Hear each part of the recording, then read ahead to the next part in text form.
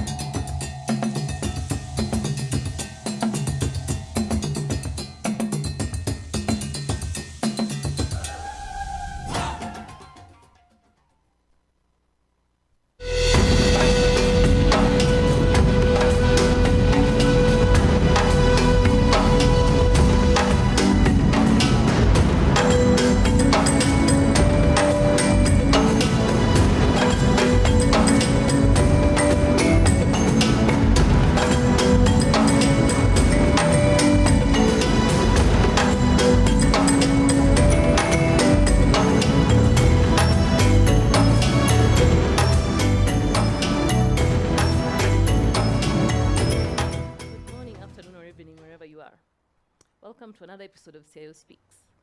Today we talk to Lanre Bamisebi, the Group CIO of Equity Bank. Or is it Equity Group Holdings? Equity Group Holdings. Yeah, okay. Well, Lanre, welcome to the set. Thank you very much. It's nice to officially meet you. Thank you very much, Carol. Good. So, when you were growing up, did you want to be a CIO? I wanted to be a pilot, but at some point I figured I didn't like flying. Really? Yeah. Was this after you'd studied? No. I figured when I, first got on my first flight as an adult, it was a very turbulent flight. So I felt, I don't think I want to do this.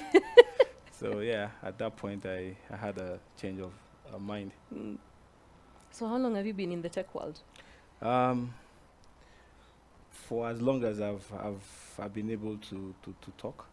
Mm-hmm. So as a child, we all do one or two things with technology, right? So, but in terms of having technology work for other people and do what technology is meant to do for other people, I think about 23 years. Wow! So, what brought you to Equity? James Mwangi, actually. Oh, how did he find you? I've before Equity, I've worked at CIO for 4 different banks, and so at some point I got a call, and someone said they wanted to talk to me in a bank in Kenya, and part of the bank I was working for, one of the countries that they have a branch in or a subsidiary in is Kenya, but I never came to the Kenya office. Even though I did all the recruitment for all the staff there. I would do it offline because for me, I was in Lagos back then. So I couldn't understand why I would travel 5 hours to another African country when I can do 5 hours to, somewhere, more interesting for me back then, So I never came to Kenya. So after speaking to them for a while, I was told to just come. It took me about 6 months to make up my mind at some point. So I was told to just come to Kenya, see the environment. So I came and I spent 3 days in Kenya, and the third day I took up the offer. Okay. So you are not just the CIO, you're also the CEO of FinServ. So yes, I'm actually the group head of IT and operations. So I manage IT and I manage operations, and of course I'm the MD for FinServ. So what is the Equity's plan when it comes to fintech in Africa? Because fintech is big. Well, so first thing is for us at Equity, you notice when I said Equity, I never said Equity Bank.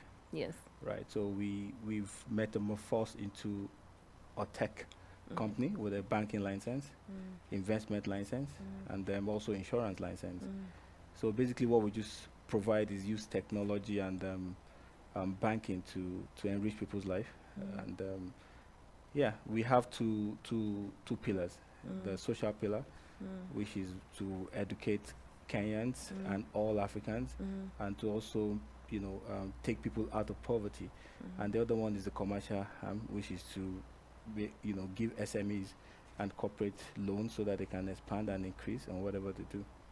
Yeah, so for us, we are more than a bank. We are more like a lifestyle kind of. Because I was going to ask if you're a neobank, digital bank, or a fintech. For equity, Yes. I think we're a composite. So part of what we do as FinServ is like a neobank, but in Equity Bank we call it like a challenger bank, which is a digital bank, basically. Yeah. Okay. But FinServ had been separate from Equity. Then it was brought back in-house. Well, so it's always been, they both have different boards. They both have different, ways of doing things. So for example, the way I'm dressed, it's perfect for Equity. The way you're dressed is perfect for FinServ. So, so those kind of things, we wanted to be able to merge the two culture. Bankers are more serious people, so fintech people are, they are serious at what they do, but they like to do it with fun.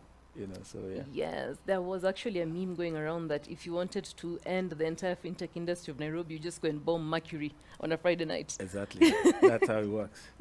That's how it works. So how big is your team? Well, it keeps, it's the last time I checked, I think we have about 380 developers. Just trying to, get things across to our customers. In terms of direct reports, I think I have about 6 of them, who are all CIOs, by the way. And overall, I have about 489 staff, plus the 300, and so that's give or take about 800. Yeah. Okay. You just released your investor report. Yeah. What was the most striking thing for you in that report? Well, I think we prepared for it. A lot of people are shocked by the result that we've come out with. And that result, by the way, is 99% increase in P&L, right? In profit after tax. That's almost from 20 billion to about 41 billion. So that's huge, for any bank, and that automatically, moved us to be the biggest bank in, Kenya and East Africa. But you see, that's just one of the tiny things that we needed to quickly do, right? So that we can be positioned to do the bigger things that we needed to do as a company. What are the bigger things? They continue to evolve. I'm sure if you've heard Dr. James speak, we want to, I've always had the problem, and that's the fact that, when you talk about tech companies, you talk about Google, Apple, you never really think about an African tech company, right? And, we have brain muscles, a lot of them. It might surprise you that part of the development that happens for Facebook, even with their Lyra money that they try to do, is done in like the Kibera of Nigeria, a place called Yaba, right? No way. Yeah, it is. Way though. It was done in that place, with those guys, with huge mental power. So we have the brain, right? We have the brain. We have the resources. But, one thing we've always lacked as a country is organization, right? So, you find out individually Africans do great. You have your athlete, the guy that comes to Nigeria and win a marathon year on year. Yeah. That's a problem, though. One guy just come to a whole country, 250 million people, and organizes all of you, and just make all of you look bad. And you do nothing but just cheer him on. Every year on year, a Kenyan come and win the. So we have individual talent. That's not a problem in Africa. I've had the opportunity to work with 4 billionaires across Africa, and we have capital as well. We have money. But you see, the problem is always the tech and the money. So, for example, you have the richest man in Africa being Dangote. it doesn't really invest so much in tech. It has, tangible organizations like cement factory, oil and gas, and all that. Yeah. But meanwhile, you find out that the major players in the US, they are more into intangible assets like IPs and all that. So I think for the first time, we've been able to get the mix right. We have 300 African developers around the world. We've been able to get CIOs from about 23 different banks across the globe. And we have an organization that has thrived from being what it was, an housing Yeah. bank to becoming the biggest bank in Kenya. You know, so we have a visionary at the driving True. hand of equity. And you have, myself, who I like to execute very well, and the 26 CIOs. So I think for once, Africa might be heading to the right direction in terms of, being able to position itself as a digital powerhouse. Do you usually struggle to find talent? I get that question all the time. So when I was in all the 4 banks that I worked, when I leave, I have people who will just come and be like, oh, I learnt you're leaving. So where are we going? Right? So getting talent is not a problem. If you have a reputation out there that, you treat people the way they need to be treated, and you work with people in a way that it better, you try find a way to better their lives and livelihood. So I've never had a staff that I had that we're not friends. You get what I mean? So Yeah. for me, it's never a problem. People say it, that there's a lot of talent drought in Africa. I don't know where they're looking at. And also, I never believe that you need to get a talent to Kenya to work in Kenya. So I have staff in Ukraine, I may say, South Africa, Egypt, Algeria. They're working, doing their times while, in the comfort of their homes, and they're still doing and delivering values for equity in Kenya. Oh, God. So I can't imagine this actually happening, but if the budget is cut for you as a CIO, how do you prioritize what you need for the business or Okay. what the business needs? So one mistake people make sometimes is assuming that IT need to prioritize, Yeah. right? So IT don't prioritize the business needs. It's like, you as a man, you're trying to say you want to prioritize your wife's needs. She understands her needs. She's the one to say, okay, I need A, B, C. Your job as a husband is to facilitate those things, right? So that's what we do as IT. I won't say to the business, oh, this is how you should prioritize. No, they are the one that did the benefit analysis that says, for me, as the head of digital product, I need to do A, B, C so that I can meet my objective. So these are my priorities. Then what I would do is to make sure that your priorities are delivered on time. So IT should never decide. We are very good at innovation. We are very good at developing stuff because that's who we are as technology people. But we shouldn't lead business to make business decisions. That should be a business decision to make. So what is it that makes a good CIO? Because you're a group CIO, you handle other CIOs. What makes a good one?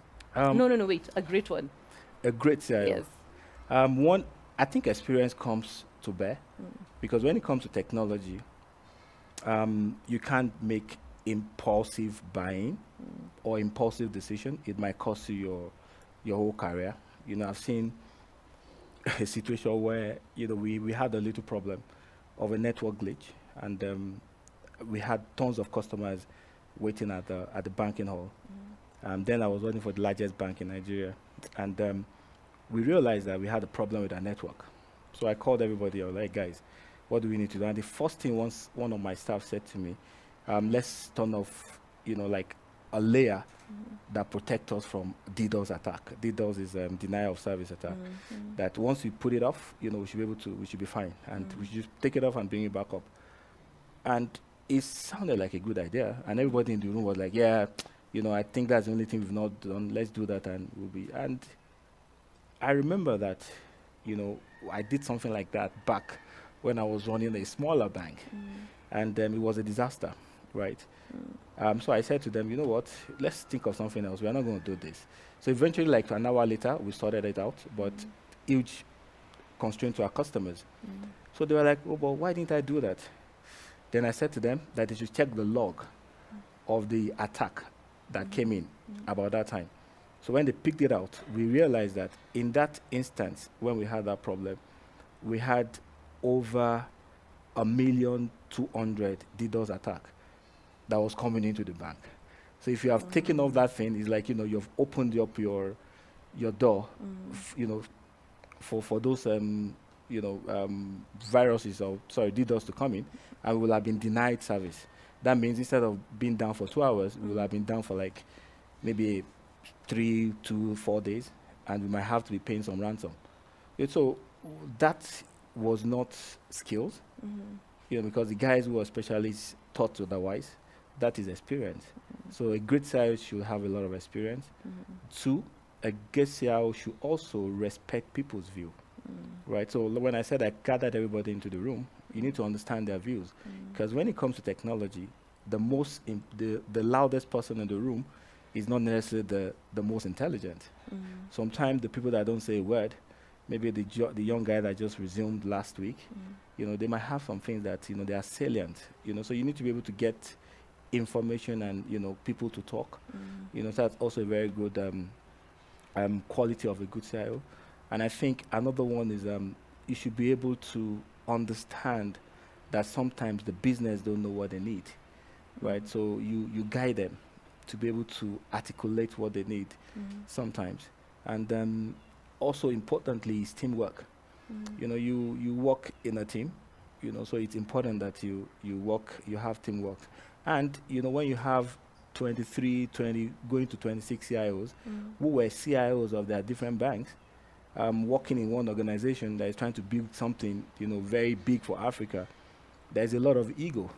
You get what I mean? These are the guys that deal one-on-one with the likes of different vendors and all that. So how do you put them together without the ego, getting on top of each other? So what you do is you become friends with them, and then you treat them with respect, because that's what they've deserved, because they've all earned their stripes as CIOs.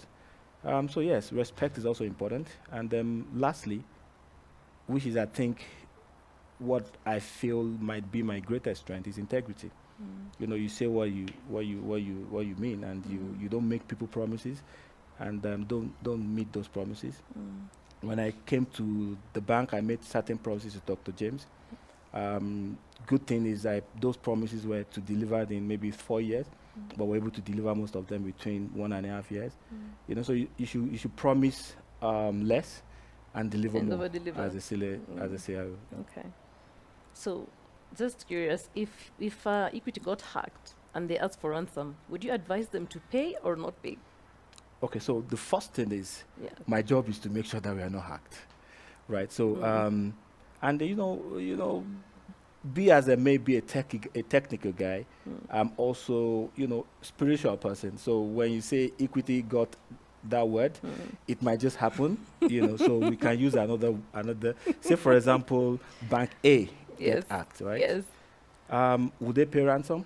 You see, if you're making that decision at that instance, and as a bank, you have already failed, right? See, because you should have thought through it. It's like saying, if you want to be criminated when you die, you should write it somewhere so that people know that when I die, I should be criminated, right? Not that you die and people don't know what to do with your body. Yes. So when it comes to attack, you need to have policies in place, processes in place, procedures in place, and you follow those procedures. Now, if those procedure is agreed that you pay those ransom, then you do the same, right? If the procedure says you shouldn't pay ransom, then you don't pay ransom. Like, America will tell you they don't pay ransom, but, we all know sometimes they, they pay. they do. So, but the truth is, you need to have policies, right? So if you don't have anything and you're all reactive when you have a problem, then you're not worth to sit on the seat that you sat. Okay. So what would be some of the failures that you've experienced that you learned from? Jeez. So like I said, I've worked in 4 banks as CIO, and the least I've done in any one of them is 3 years. In one of them, I did 9 years. So I've made a lot of mistakes. And I think those mistakes are where that brought me to where I am right now. So I made cheap mistakes, right? So, so I made some of those mistakes when I was early in my career, when you make a decision to buy or to build. And but nowadays, honestly, I rarely make mistakes because I've made a lot of mistakes in the past. But looking back, some of the mistakes that I made, I think I've had instances where I let some very good people go, right? Like, someone will just tell you, "Oh, by the way, I got a job." And sometimes they just want you to just, "Hey, dude, come, let's talk. What are they, what are they offering you? Let's have that conversation." But you're like, "Oh, you know what? What the hell? Go. HR, please get me a replacement." Yeah. Then you realize that, it's difficult to replace this guy. And while you're trying to replace this guy, the thing that the guy has been holding together, so, I always say to people that there are times where you watch a football match and you see the Ronaldo of this world, the Messi of this world. But there are some guys in there that, I'll give you an example. If you watch football, a guy called Makalele or Michael Essien, right? Or Michael Carrick. The three of them that I mentioned, there's something about them. None of them have won an award. None of them is celebrated. But every time each one of them left their club, for 4 or 5 years, they didn't get anything. You know why? Because they carried the weight while other people enjoy the glory. So like I sit in meetings and, Dr. James say, Larry. But deep down, I know there are some guys in my team who I rarely mention, who I don't even talk about, that these are the guys that if they are not there, I'm done. You get? So I now have learned to keep those guys, those quiet guys that don't talk much, but they know their stuff. I would love to mention a couple of them just to give them some briefs, but then another bank might pick them up. So yeah. That's not going to happen. Yeah. And what about your successes? My successes. I think you saw one yesterday. Yes. You can make 90% or was it 99% increase in profit if your systems aren't reliable, right? So we're not saying we are the best, but we're saying that we've tried our best to make our system very good. The other thing that I think is my success is, I'll tell you this. When I left one of the bank I worked with in Nigeria, I had 6 people reporting to me. I was the CIO for the bank, and I had 6 people reporting to me. And the month I left that bank, 3 months later, the 6 of them were bank CIO for the same country. Right? So that means I trained, 6 CIOs.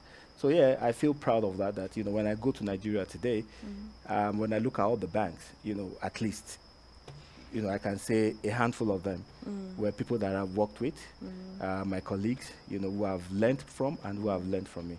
Okay. So I think that might be my greatest win. So what is it you think that makes Equity a formidable bank? One, we have a visionary leader, and a lot of people, I've heard people in the grapevine say that, without equity, without James, there is no equity. I shudder when I hear those things because, he's been able to, over the years, build a very formidable team, right? For example, he's not in any of the group boards, right? So he has great guys who has worked with him, people like Polycarp Ngate, David Ngata, great guys that, very professional people in their own different area of specialty. Sam Gittin, so we have, I can say largely, that when you talk about resource-based banking and all that, I think we have the largest pool of skills in Kenya. And I think that's one of the things that make Equity great. Another thing that makes us great is that we have a peculiar set of customers. And I say that with a lot of respect, right? So we had customers who were denied a banking service at some point in their lives. I remember I was told that, in Kenya at some point, banks like those other banks would not take your money. And then Equity decided to fix that problem. Yeah. They came in and they fixed that problem. So there's a bond between the bank and the people. I'll give you another example. During the COVID period, right, I got a salary review. Yeah. And I'm well paid, if I may say. Yet I got a salary review when COVID was at the heart of it. At the heart of COVID, we got 14 CIOs. At the heart of COVID, we employed over 250 developers. You don't do that if you don't have a vision that you're so sure that, can reign against all weathers. So that's what equity is about. Equity is about longevity, is about, believing people. Equity is about believing in the people. And I've worked in 4 banks, like I mentioned, even the largest in Africa, and none of them can boast to do as much socially as Equity does in all the countries in.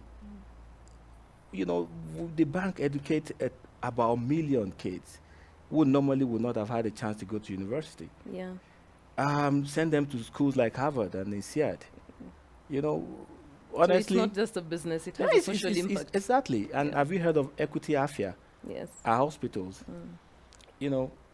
Enough said, Well, thank you. You're most welcome, Carol. Very much. That was an interesting interview. Thank you. Yeah, you did great. I appreciate. Okay. Ladies and gentlemen, there you had it. Maybe you can catch him golfing in another 3 years, or maybe not. But thank you so much for tuning in. See you in the next episode.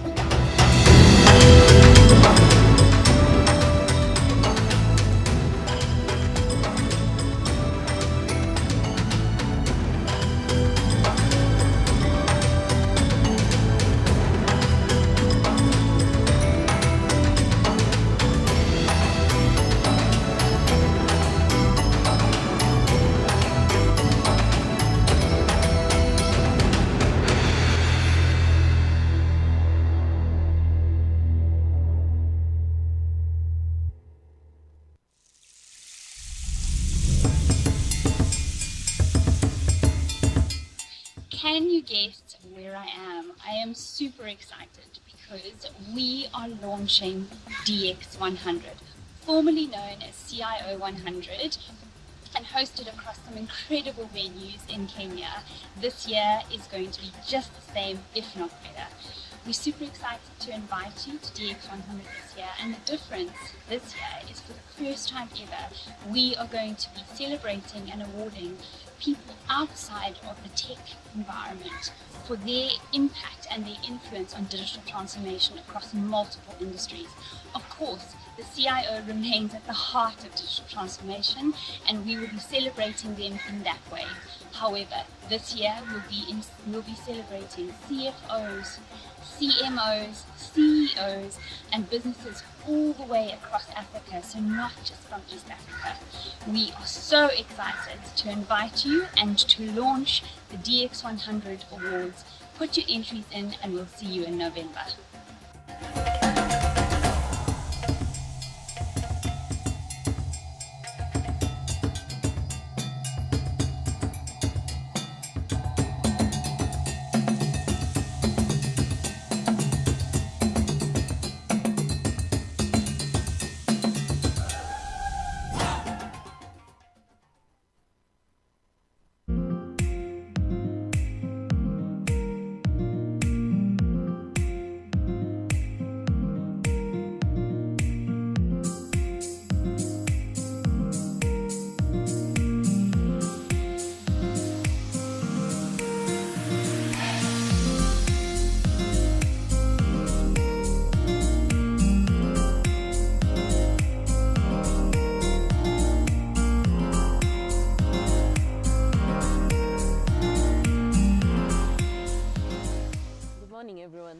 Welcome to another episode of CIO Speaks.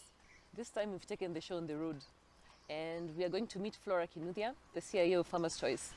Flora, welcome to the first ever CIO Speaks for you. Thank you very much, Carol. Yes. Yeah. How are you doing? I'm fine, thank you. How is working from home? Today is my first day to work from home. We always work from the office and I'm enjoying it. Well, we love being here. We are being hosted by Flora, by the way. This is a lovely compound with very crisp air. And this is a first for us as well.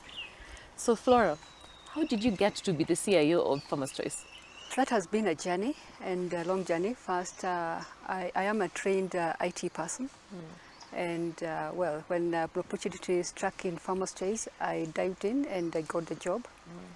And it was quite something very new for me, because it was in a manufacturing company.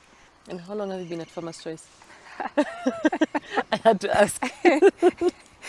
I've been there since 2006. I started in with very new systems, because you can imagine in 2006 we were moving from some things like Windows NT to a new environment of Windows. So it was a matter of changing the platform, the infrastructure, the systems.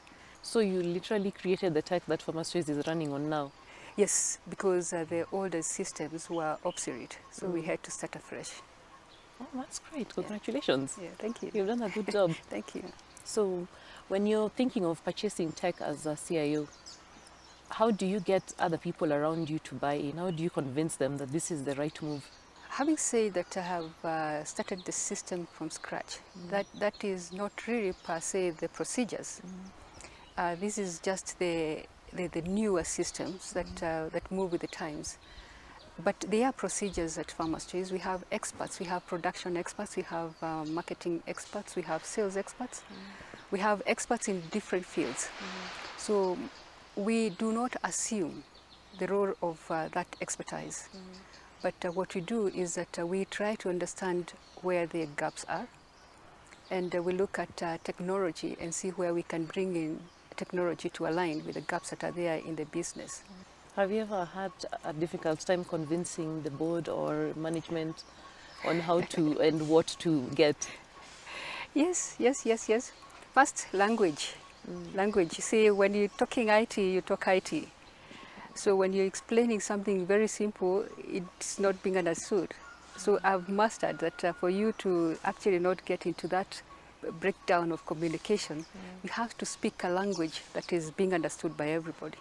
Okay. Yeah. So when you have a decrease in a budget, how do you prioritize? It's tough because every time when you're presenting something, you need the money, you need the solution. So when there's a decrease of budget, and rightly so, during COVID, the business is not moving. Everything is a standstill. No budgets, no capex to be approved. But yet we had some systems that were halfway done. So we need to proceed and probably get a new capex to get that moving. And that was very difficult, and you couldn't understand because we do not know where the direction of the business is headed. So we discuss with various managers and of course the IT team, and we try and get the systems that are already in place enhanced, cheapest way possible, and purchase only and as when it is very necessary. That we're given as long as you can be able to prove and support your budget. Okay. So can you tell me about agile project management as it relates to IT? What sort of management is it and what kind of style is it? Like I said before, IT does not own any procedures, and we do understand that and respect that. Agile is like any other project, road, whatever. You need to get the buy-in. You need to discuss with everybody, the stakeholders, whatever project you have. And once you discuss with them, put up a roadmap and a clear roadmap with a project plan and the timings, and make sure that you share that to everybody who is a stakeholder. And once you share that, then kick off and have some follow-up and keep up with the speed to ensure that all the timings that you have put in place are being kept. So that is agile for me. What kind of resources do you have as CIO in terms of people, in terms of IT? And do you need more right now, or could you work with less? Farmer's Choice setup is quite good. The structure that I have in IT department, we are 7 of us actually in the department.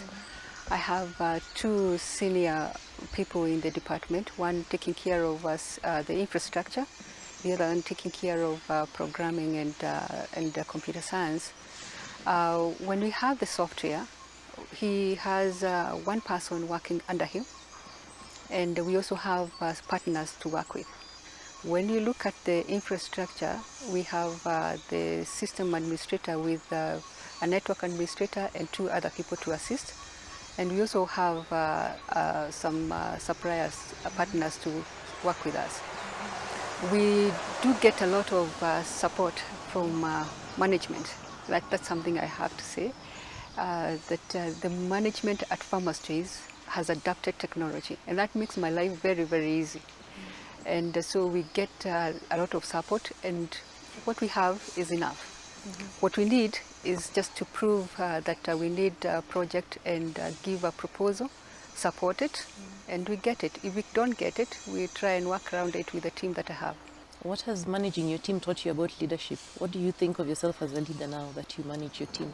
Let me say that leadership is being a colleague and not the boss.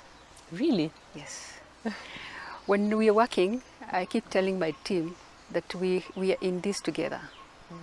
Mine is to map where we're going, what IT needs to do, how we are placing ourselves in the company, and pick up the projects that they propose. They come up with their own proposals. I look at them, I like them, let's go for it. I come up with a suggestion, I call them, we discuss, we go with it, and we run it as a team. Give me my role. I give myself my role, I give them their role. Now for me, I have to make sure that I give myself a role that I'm very sure of, because I have to finish my role adequately and efficiently. Because if I don't do that, then I'm setting a very bad pace. So I have to do the right thing for them to be able to also do their bit and in the right way. Okay. I appreciate that my time of experience has created an all-rounded person, so I can do both software and I can do the hardware. Well, that's interesting, because I remember once reading about this person who said CIOs have to be innovative, they need to be able to handle software and hardware, they need to be good with people. And I keep thinking, isn't that asking a lot of CIOs? Do you think it's asking a lot of you? Yes, for the bit of people. For the bit of people, yes. Yeah.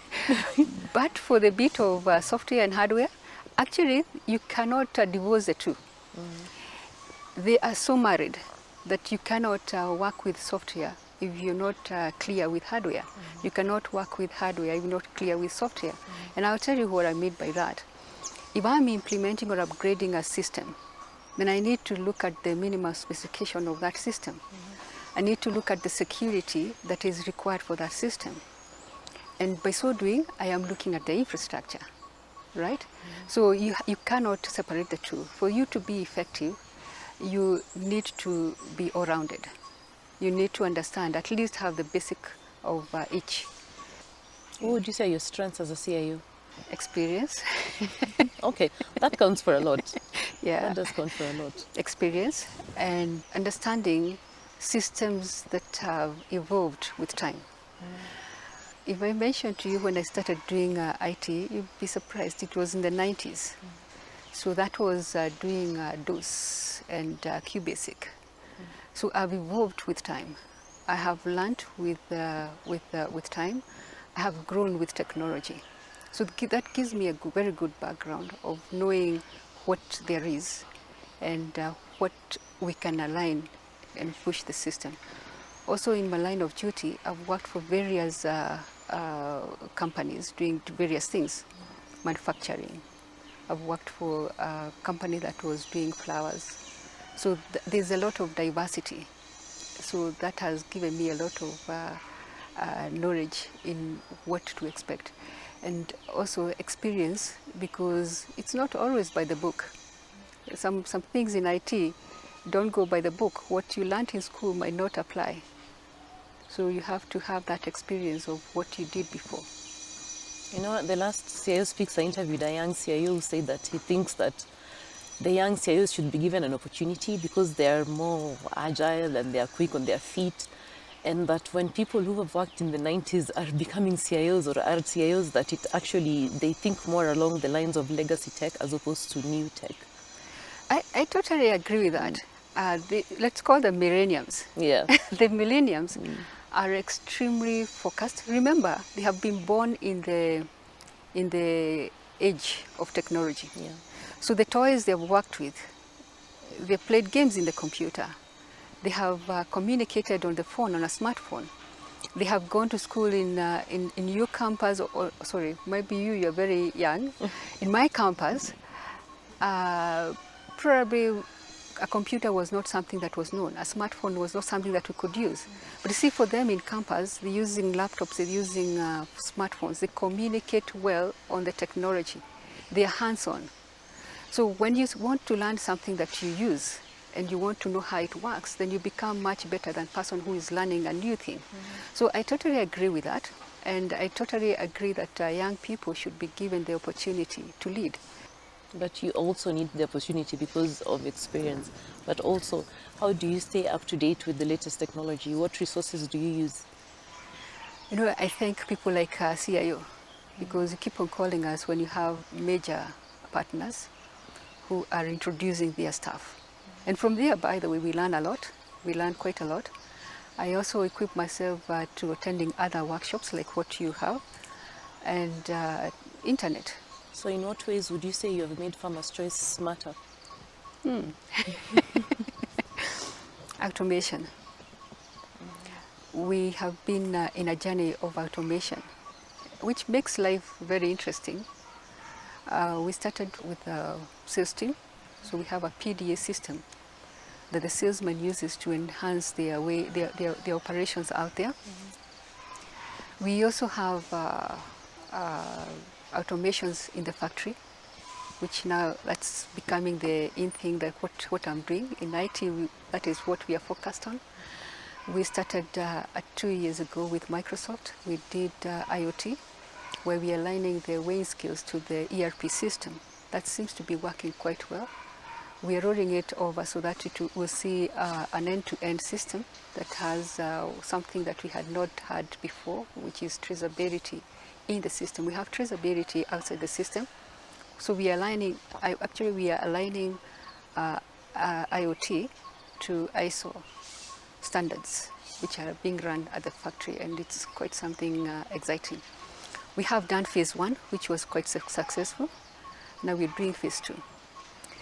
We also engaged ourselves with automation of artificial intelligence. And when I tell you that I'm keeping up with the times, yes, I am.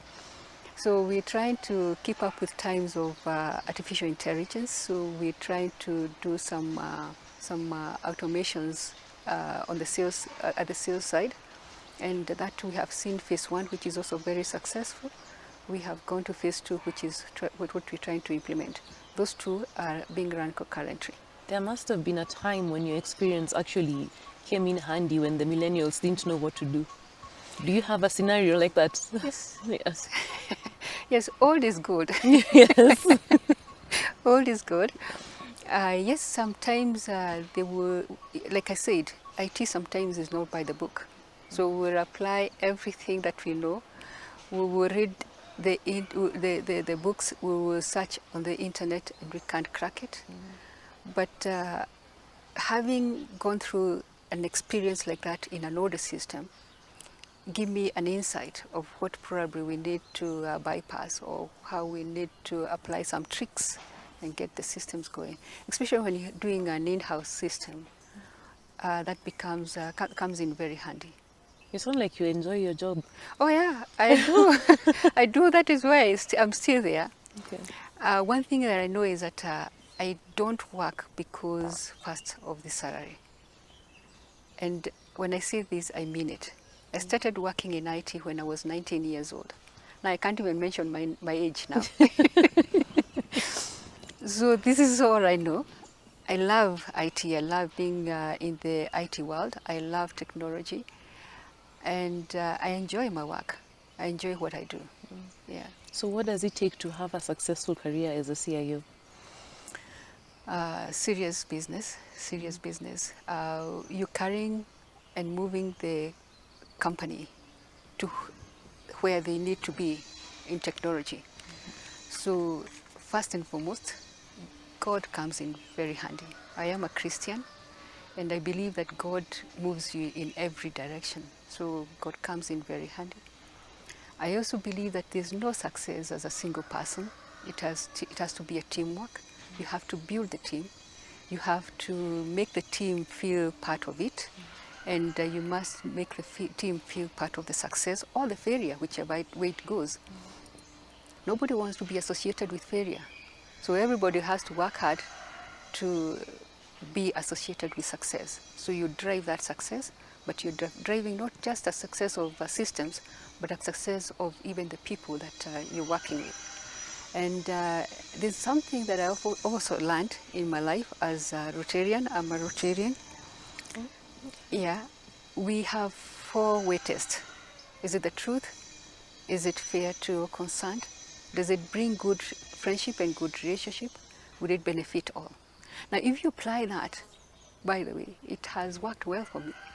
Because every time when CIO defend any system, defend things that have gone wrong, try to work with every department. Sometimes there are those issues that will come up that are not quite orging very well with everybody. So the questions comes in very handy. And you take a minute, count 1 to 5, ask the 4 questions, and move forward. That way, you're able to sober up and deal with the issues as they come, fairly, justly, and creating relationship and not breaking relationship, because relationship is key. Okay. Yeah. So you mentioned that there had been some failures. How do you handle failure when it happens? Oh dear, we sleep in the office.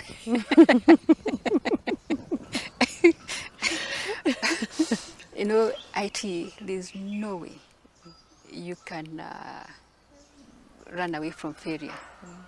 And in your life as an IT person, whichever position you're holding, you will experience failure. Because sometimes the systems just refuse. They just refuse to agree on what you're telling them. Now, we have learned the hard way. And I, with the team, have created various backup systems. Some of them being manual, like when there's things that will go wrong, and we'll go manual for about 5 minutes. There are things that will go wrong, and we fall back to a disaster recovery site. The things that will go wrong, and then we fall back to backup and restore. And the things that will go wrong, and then we start afresh. Now, when you start afresh, that is where the total failure is. And you must always avoid that, because it is quite a tall order. You'll never recover fully if you have to start afresh. So it's always good to know that things will go wrong. You will fail. So prepare for that failure. And preparing for that failure is to making sure that you have a proper disaster recovery site. And since we did once fail and had to start from very far, we always make sure that our disaster recovery site is tested at least a quarterly basis when you're doing a preventative maintenance, to make sure that everything is tested. Okay. Yeah. So on the one hand, you have the current skills that you do have. Then on the other hand, you have the future. And then as a CIO, you're supposed to bridge the gap and tell people, this is what I'm looking forward to, and this is what we need to, this is where we need to go. So how do you bridge that gap between existing skills and resources and being forward thinking? Forward thinking is for us.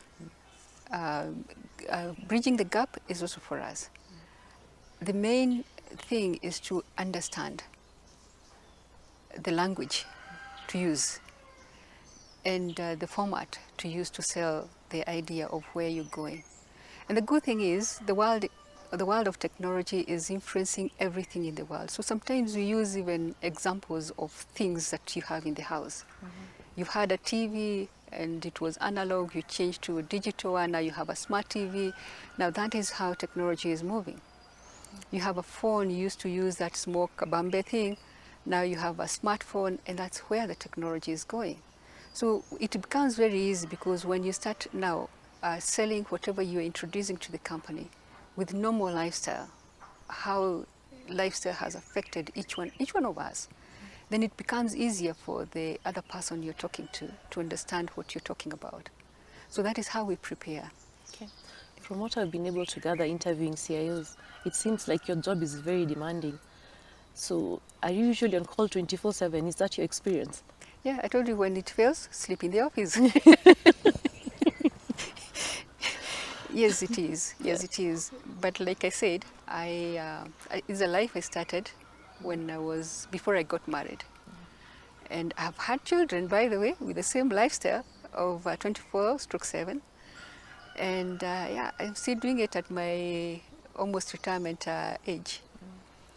And yes, it interferes with your social life. It interferes with your personal life at times. The best thing is to know how to bridge that. When you're alone and your department is small, then it can be a very tall thing on you. When I have a department like the one I have, we have decided that we need that life. We need the other life outside IT. So we give ourselves schedules and work out with duties. But of course, being the leader, you take yourself on duty 24/7, but sometimes it's just on call.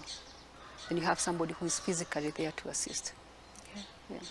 So there is this thing CIOs keep saying, keeping the lights on. What does it mean? Making sure that all systems are working all times. Okay. Very impossible, but yes, that is what we try to do. So how do you balance that with risk? That's something that I personally struggle with, because you can imagine if that was not there, then I would not be having a team of 7 people, isn't it? Yeah. Yeah. We have that team of 7 people because the unknown will always strike, and probably something that you are not prepared for. You cannot prepare for everything. And especially when you have a new system, or you have an update, or the risks are there and you know that you're risking this. So, well, it is quite tough, especially when it comes to the risk bit. But once it happens, once things go wrong, just know how to deal with it. Okay. Yeah. So how do you keep Farmers Choice neck and neck with the best organizations? How do you make sure that you're among the best and you're at the top? It's teamwork. You stay on top. It's teamwork. Like I said, it starts from elsewhere. Farmers Choice is sales driven. So being sales driven, we have to toe the line. We try to keep up with what they're doing, how they are positioning the brand, how they're positioning us out there, and that becomes easier for us because, say for example, something like the internet, we provide the technical knowledge and the solution and assist them with everything that is technical. But how they design and what they put on the site now becomes the marketer and the sales representatives. So that makes make it very easy for us because we only do what it takes to keep the brand up there. And I do appreciate that Farmers Choice is a respected brand, and my duty is to try as hard to maintain that standard. Okay, so what's the secret to the Farmers Choice sausages? Because I have a sister who lives in the diaspora and she will come all the way here. She packs sausages in a suitcase and she will go with those despite the fact that she can get others. Yeah. What is the secret with your recipe? How do you make the sausages so tasty? We're happy people. We make, we always say that mommy's food is the best because it is made with love and joy and happiness. We're happy people. And like I said, I truly, honestly love working at Farmers Choice. Working for Farmers Choice has really taught me quite a lot. We are a fraternity. In fact, it is the real thing, the family. And I think that is why the recipes, of course, that is the production business. There's a lot of consistency. There's a lot of teamwork. There's a lot of efficiency. And that is what keeps the brand up there. We are a team, and a team that is very, very bond together. And I do really thank our management team, our managing directors and the other directors, because they have managed to keep us that way. Yeah. So what do you do when you're not working?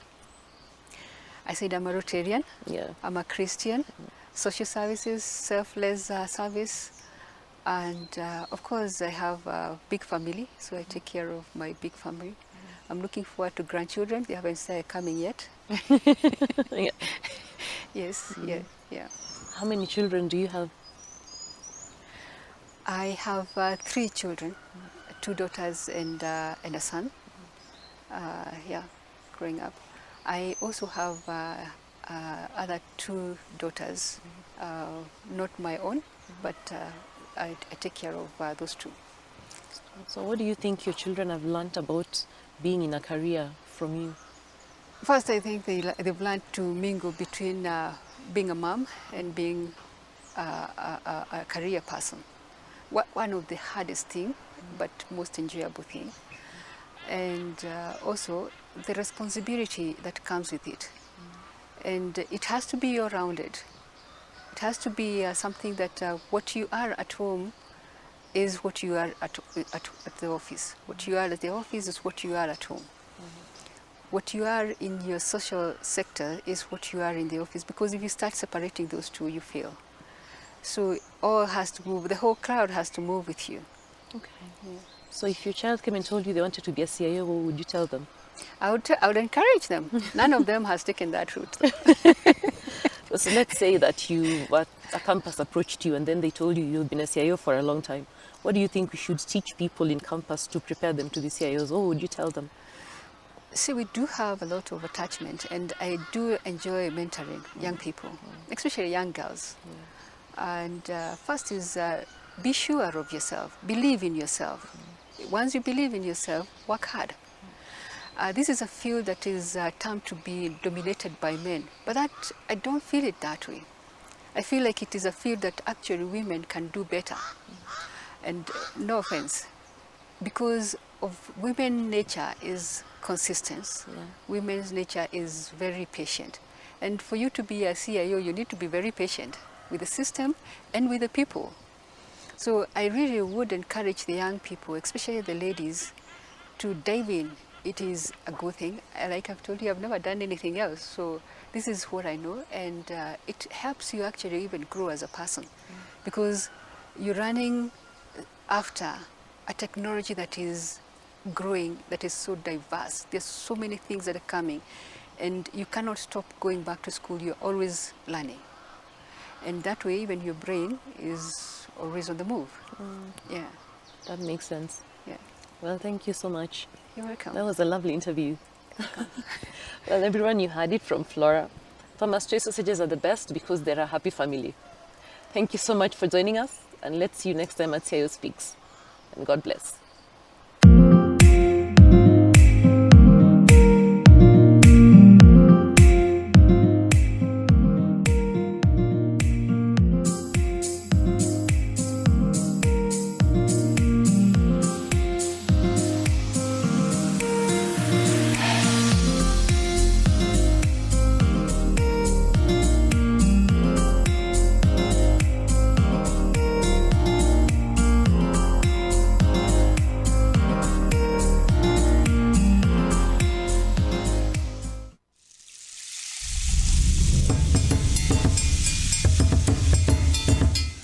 Can you guess where I am? I am super excited because we are launching DX100, formerly known as CIO 100, and hosted across some incredible venues in Kenya. This year is going to be just the same, if not better. We're super excited to invite you to DX100 this year, and the difference this year is, for the first time ever, we are going to be celebrating and awarding people outside of the tech environment for their impact and their influence on digital transformation across multiple industries. Of course, the CIO remains at the heart of digital transformation, and we will be celebrating them in that way. However, this year we'll be celebrating CFOs, CMOs, CEOs, and businesses all the way across Africa, so not just from East Africa. We are so excited to invite you and to launch the DX100 Awards. Put your entries in and we'll see you in November.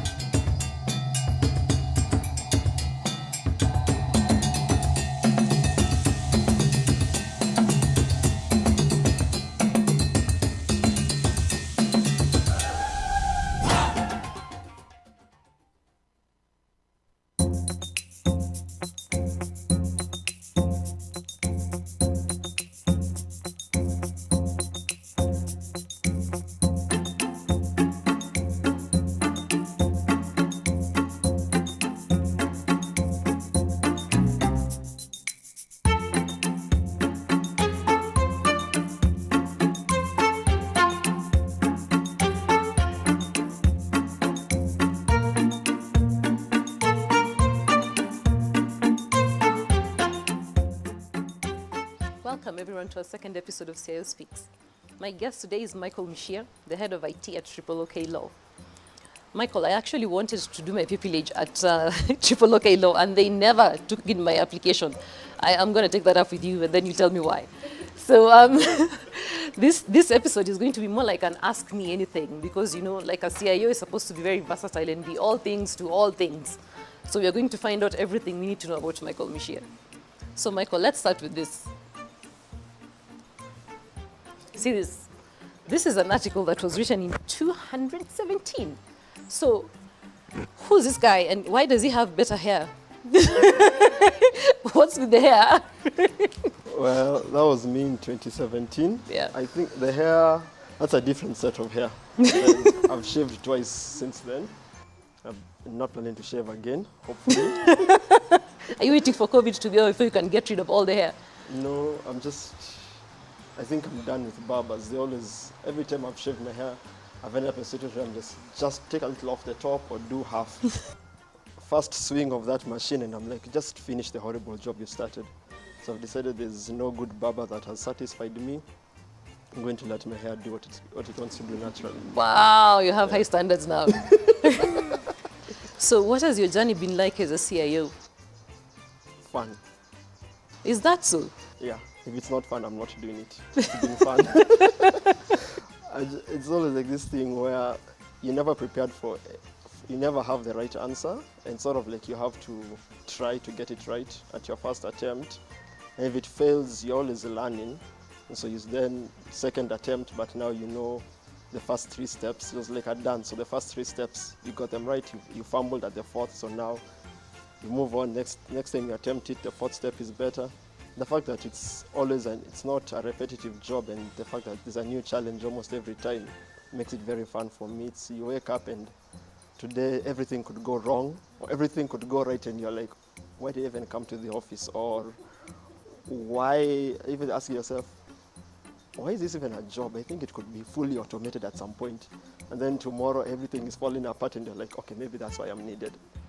So I know CIO is supposed to be all things to all men, basically. You're supposed to know cybersecurity, fintechs, what it means to be a CIO, communications, innovation. In fact, I didn't think being a CIO was a creative job. I actually am surprised that when I talk to CIOs, they tell me it's innovative. How is this even possible? And is there a manual out there for CIOs? No manual, and that's why it's a very creative job. It's a thing where you have 100 solutions, each with its own benefits, and like even just choosing which is the best solution, which is should I innovate this way or that way? This is the best way to innovate. This is the best way to innovate. It's so much fun. It's like drawing.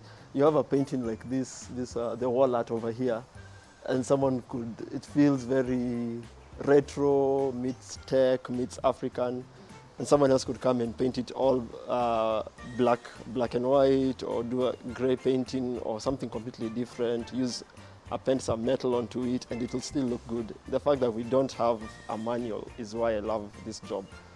You talk like you understand art. I love art. So your right brain and left brain work together, they're in tandem. Yeah. You don't exhaust one more than the other. No. I have this huge passion for drawing, so I'm currently now doing charcoal. I've been stuck on charcoal for a few years. Before I was doing graphite, which I liked, but unfortunately couldn't get that rich darkness. So are you doing an exhibition soon? I would want to, but I'm actually planning to put up all my art into digital form that I've done in charcoal and put them on sale as non-fungible tokens, NFTs. Oh my. Yeah. Okay.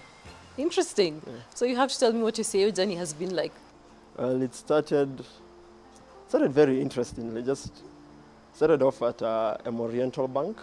So it started around the time we were having some new investors come in, and we had a name change. And the CIO at the time was resigning. And one day he called me and he's like, I want to recommend you for this. I know you are the least experienced in the department, but I think you're the best for the job. Then I met with the new investors and a few directors, and they're like, can you really handle the job? I was like, yes, because I felt like during the transition when the previous CEO was leaving, I was doing a lot of what he was grooming me. So I was like, It's just now, it's just the pressure. It's just going to be formalized with the formal pressure. Where previously I would do something and his neck was on the line. Now it's just going to be formally my neck on the line. Okay, talking about technologies that don't exist anymore, and there's a new one, NFTs. What are NFTs? Because you just mentioned it in passing. NFTs are non-fungible tokens. So they are unique tokens, unlike cryptos, which we know as, like, for example, Bitcoin. As a Bitcoin is the same as another Bitcoin, or a 50 shilling note and a 50 shilling note are exactly the same. They're identical and the same value. An NFT is unique. So with NFTs, you can have anything from videos, audios, pictures, and then you put them up on either blockchain or another distributed ledger where you can auction it away, you can sell. So there's a proof of ownership that this is the original and you own it. And you can choose to sell it or just have it as your own. So who determines the price when it's an NFT? Well, it depends on the marketplace. Marketplaces such as OpenSea would suggest a valuation for whatever you put up, or you can choose to set your own valuation. Or you can also set royalties in regards if, for example, this painting back here that I've grown to like goes for maybe 2 Bitcoins, then in 3 years sells for 50 Bitcoins, but the original person who actually owned it first has put up an instruction that becomes part of a smart contract where every sale afterwards he gets 5% of that value. And also even music, because now a lot of artists get to now push their music out there, control how it's sold, make the money for themselves. They don't have to go through the hassle of all these issues they have with production houses and all that, and where they've record labels, all that is gone. Like, the connection between the artist and the people who get to see the art and the owner of the art is becoming really sort of communalized, and it's going back. It feels like sometimes I feel like technology takes us back to a simpler time. There's just a lot more complicated stuff in the back end, because when you look at it, you're like, okay, I don't need to go to a gallery. Just go on my phone and I can own a piece of something, and it's mine and it's known to the whole world. It's mine. There's no way it can be counterfeited.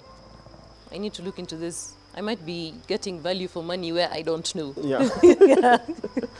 So how would you say that your role as a CIO has changed since you joined when you weren't sure whether your neck is on the line or not to now? To now, I think my role, when I started off, my role was initially the first thing you want to do is always keep the lights on and make sure they don't go off. You want it as a smooth train. Then right after that, you realize you need more value. You need to bring more value to the business, and then it hits you really fast because you realize I'm just consuming. As IT departments are usually seen as departments that consume budgets. Now you're like, okay, even though I'm consuming budget, I really need to bring value quickly. So it pushed me into that space of innovation. So when I moved to the law firm, one of the key things which I was brought in to do was actually bring IT to the business end. So IT needs to bring in revenue, IT needs to bring in innovation. We need to see returns from IT. And we finished the cloud journey that the firm had begun, and we moved into a few agreements with the different partners which allowed us to get that. And now we are innovating around the pandemic and other needs of technology to bring in some very new things. Hopefully by the end of the year they'll be ready, or before then.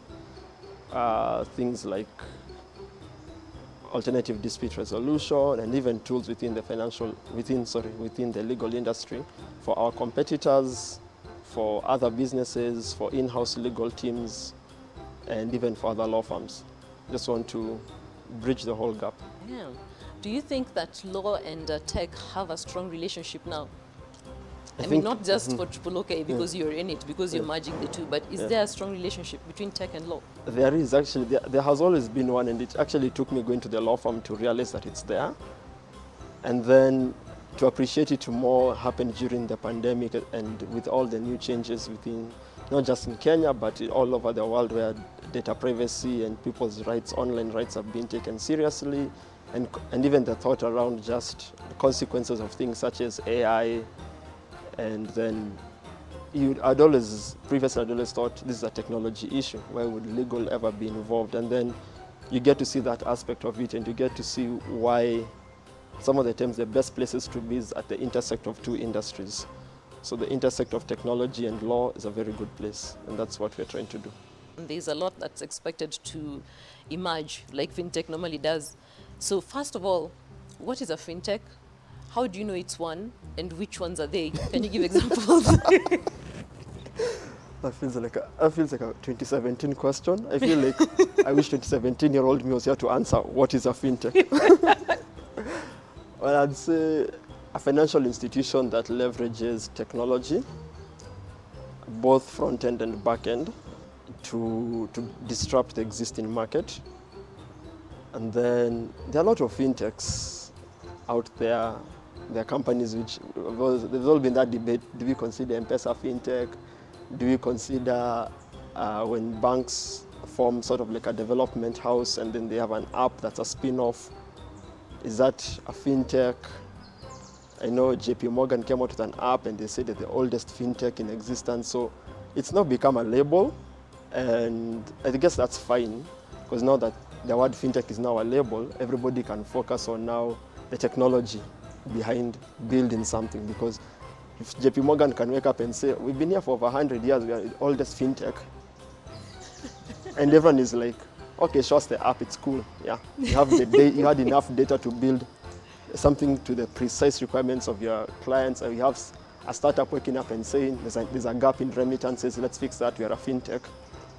I think the fact that it's just a label that anyone can wear, it's a shoe that fits all, and that makes, I think, the level of entry very easy, and then also eliminates the risk. I think other than anything to do with regulation and legal issues, it's an open playing field. So what is the future of fintech, this open playing field? I'd go back to the science fiction part of it. So the future for me, for fintech in financial services, is financial inclusion, which goes beyond just access to money. So you need access to savings, access to borrow, to invest, to risk. There are about 5 pillars into that. I think I've just mentioned 4, forgotten the last one. Then from there on, we're looking at, now what about moving, how do I own my own money instead of having it owned by an institution? So now that's when cryptos come into play. And you move beyond cryptos, you look at diversifying investments. Now we've moved on to NFTs. We have crypto domains which people are moving on to. We have now something called decentralized finance, where blockchain, Ethereum, and other cryptocurrencies and other distributed ledgers are building very unique and safe tools that allow people to access and diversify their funds very easily.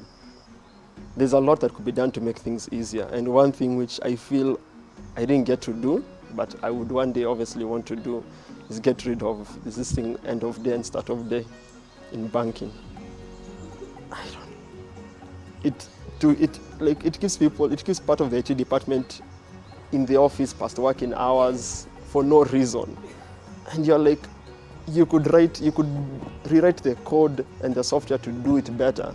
And when you ask people about it, they tell you, no, we need that table, or we need that account, or we need this. Like, we could automate it, and then it'll do this. No, I need to have a look. I need to see it this way.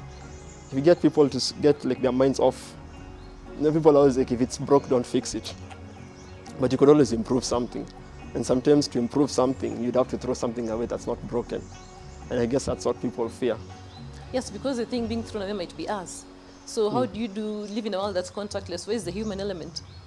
The human element is, it's contactless because maybe now I don't need a card, I don't need cash.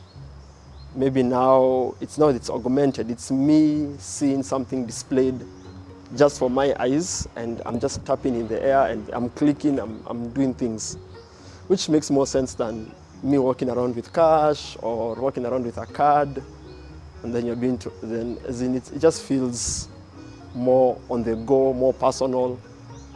It feels, with experiences, what I think we should achieve with all experiences in technology is it should not be you stopping to do something. I have to stop to pick up this magazine.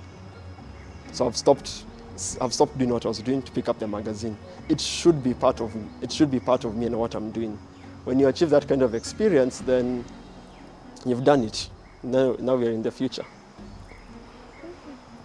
Looking forward to seeing how that works out. Me too. So when we talk about the future, I know that there are regulatory bodies that actually, do they hinder or do they actually help fintechs? When you think about what it is that they bring to the table? I think they help. I've come to appreciate that. Previously, I thought they didn't help. I've come to appreciate that they do help because some things need to be regulated just to take care of those who don't take advantage of the less fortunate. There have to be certain guidelines. You would obviously hope, you don't want to live in a utopia where such things didn't exist. But unfortunately, morality isn't built that way. What's moral to someone isn't moral to someone, and if your company is built only to make money and not to bring changes to people's lives, to influence lives, I think that all industries work to influence and bring a better aspect of life, and then the reward afterwards are sort of the profits. And I think if you put those profits ahead, then you start walk into a gray area where then you start playing around with, well, the regulation here is a bit loose, so if I do this, I can get away with it. It may hurt a few people, but my stakeholders are going to be fine. I don't think that's nice. And because not everyone would think they could have different forms of morality. So because of that, definitely we'd have to have regulation. Even self-regulation is important. So having companies with the right people, with the right structures and cultures, they build their own self-regulation. So when you think about big data and then you think about the Data Protection Act, because everybody's talking about compiling data and using it to make decisions. So where can a place like OOO draw the distinction? The distinction between big data as a service and being able to serve customers without violating the data privacy and protection laws? I think first of all, it's an issue of data mapping. So figure out why you need the data that you're collecting. How do you process that data? For us as OOO, of course, we are affected by it because we do collect data on our clients. We do process that data. So, of course, we have to be compliant. Then you look at industries. For example, when you look at big data, you could collect data that's, if I say this building had 50 people who walked in here, without any other details collecting, that data, it's fine to have that data. I'm not infringing on anyone's rights at any point. When you move on to the space of personal data, that's where the question now comes in. That's where things get tricky. And I think probably what I would love to see in future is an opt-in option.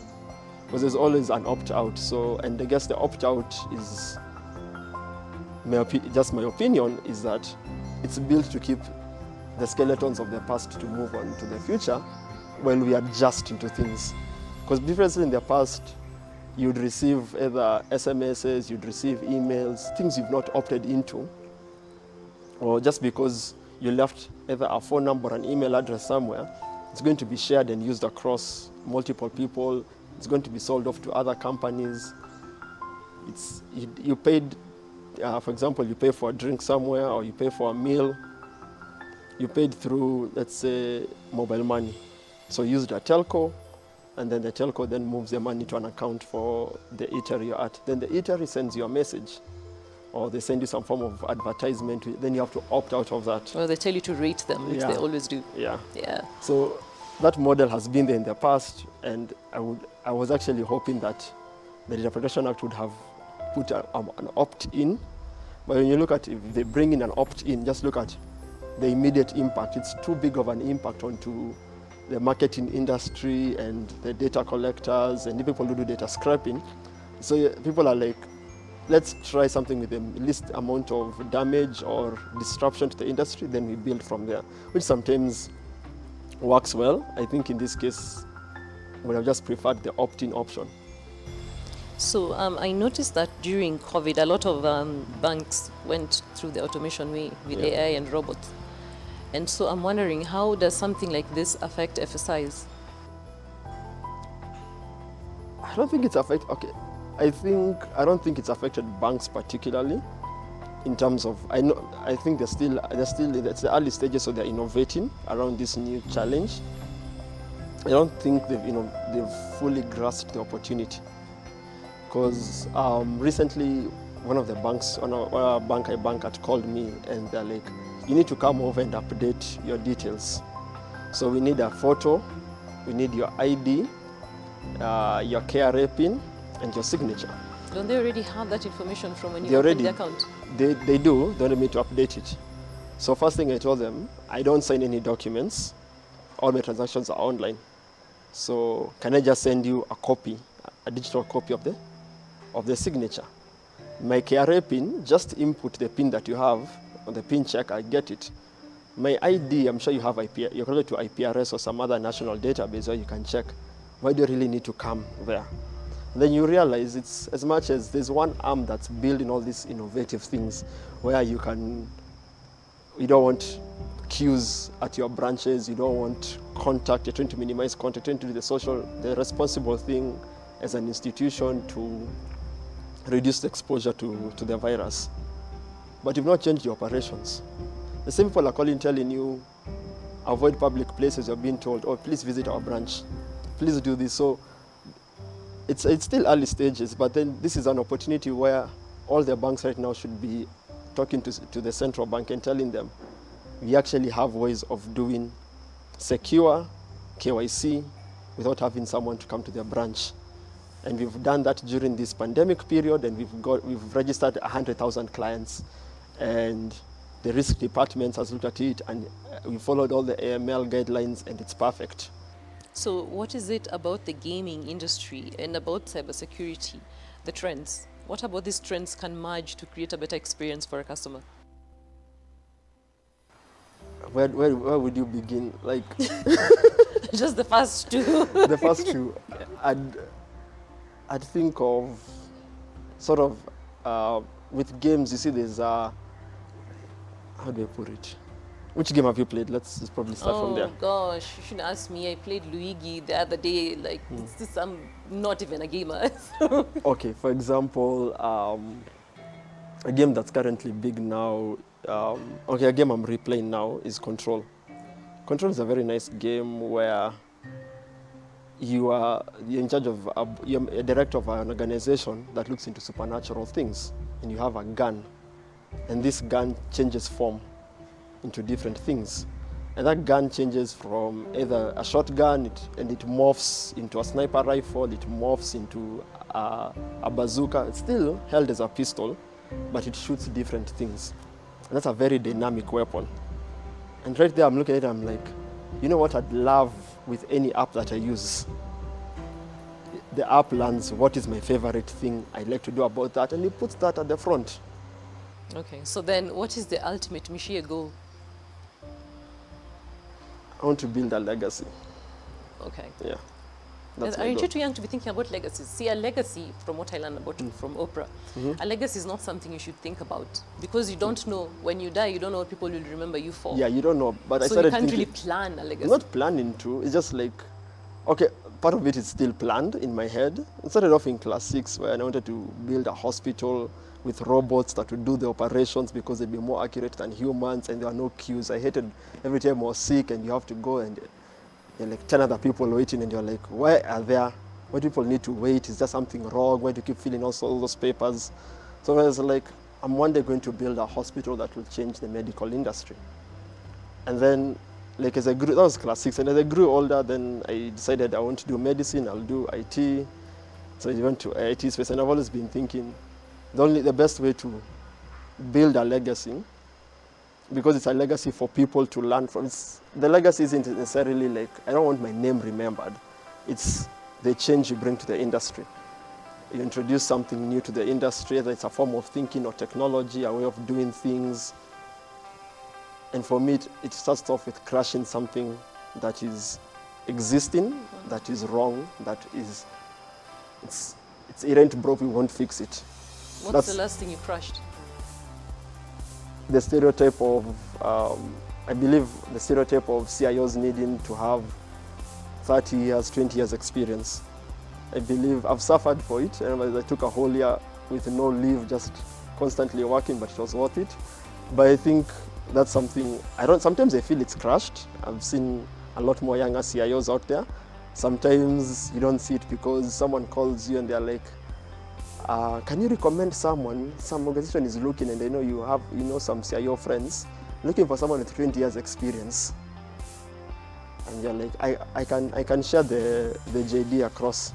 And then your responsibilities, build an agile, bring in all these changes, and you're like, And it's fine, someone with 20 years experience can still do that, but you're cutting out so many other people who would bring in a lot of disruptive changes. Someone who would come in and say, because 20 years experience for me, if Microsoft look for someone with 20 years experience, They're looking Microsoft for are not using Windows 2000 Yes, anymore, exactly, Windows NT. Yeah. So I've touched those windows a few times. I'm not an expert at them. If they're not using it, no one in the world is using them They're anymore. looking for an expert in MS-DOS. That's basically it. Yeah, so Yes. you ask it's historical knowledge, which then I could go watch documentaries and read books about that. And I've gained your 15 years experience, because another way of gaining experience very fast is reading.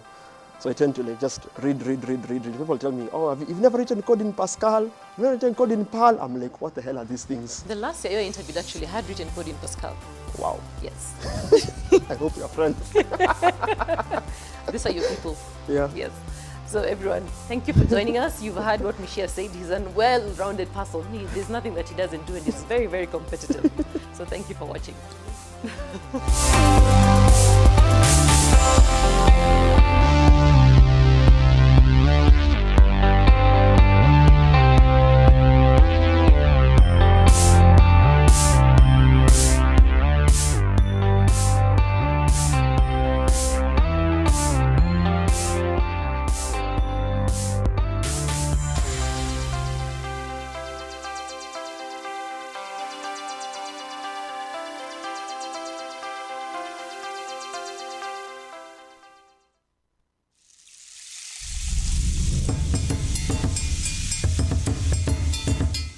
Can you guess where I am? I am super excited because we are launching DX100, formerly known as CIO 100, and hosted across some incredible venues in Kenya.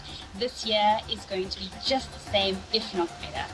We're super excited to invite you to DX100 this year, and the difference this year is for the first time ever, we are going to be celebrating and awarding people outside of the tech environment for their impact and their influence on digital transformation across multiple industries. Of course, the CIO remains at the heart of digital transformation, and we will be celebrating them in that way. However, this year we'll be celebrating CFOs, CMOs, CEOs, and businesses all the way across Africa, so not just from East Africa. We are so excited to invite you and to launch the DX100 Awards. Put your entries in and we'll see you in November.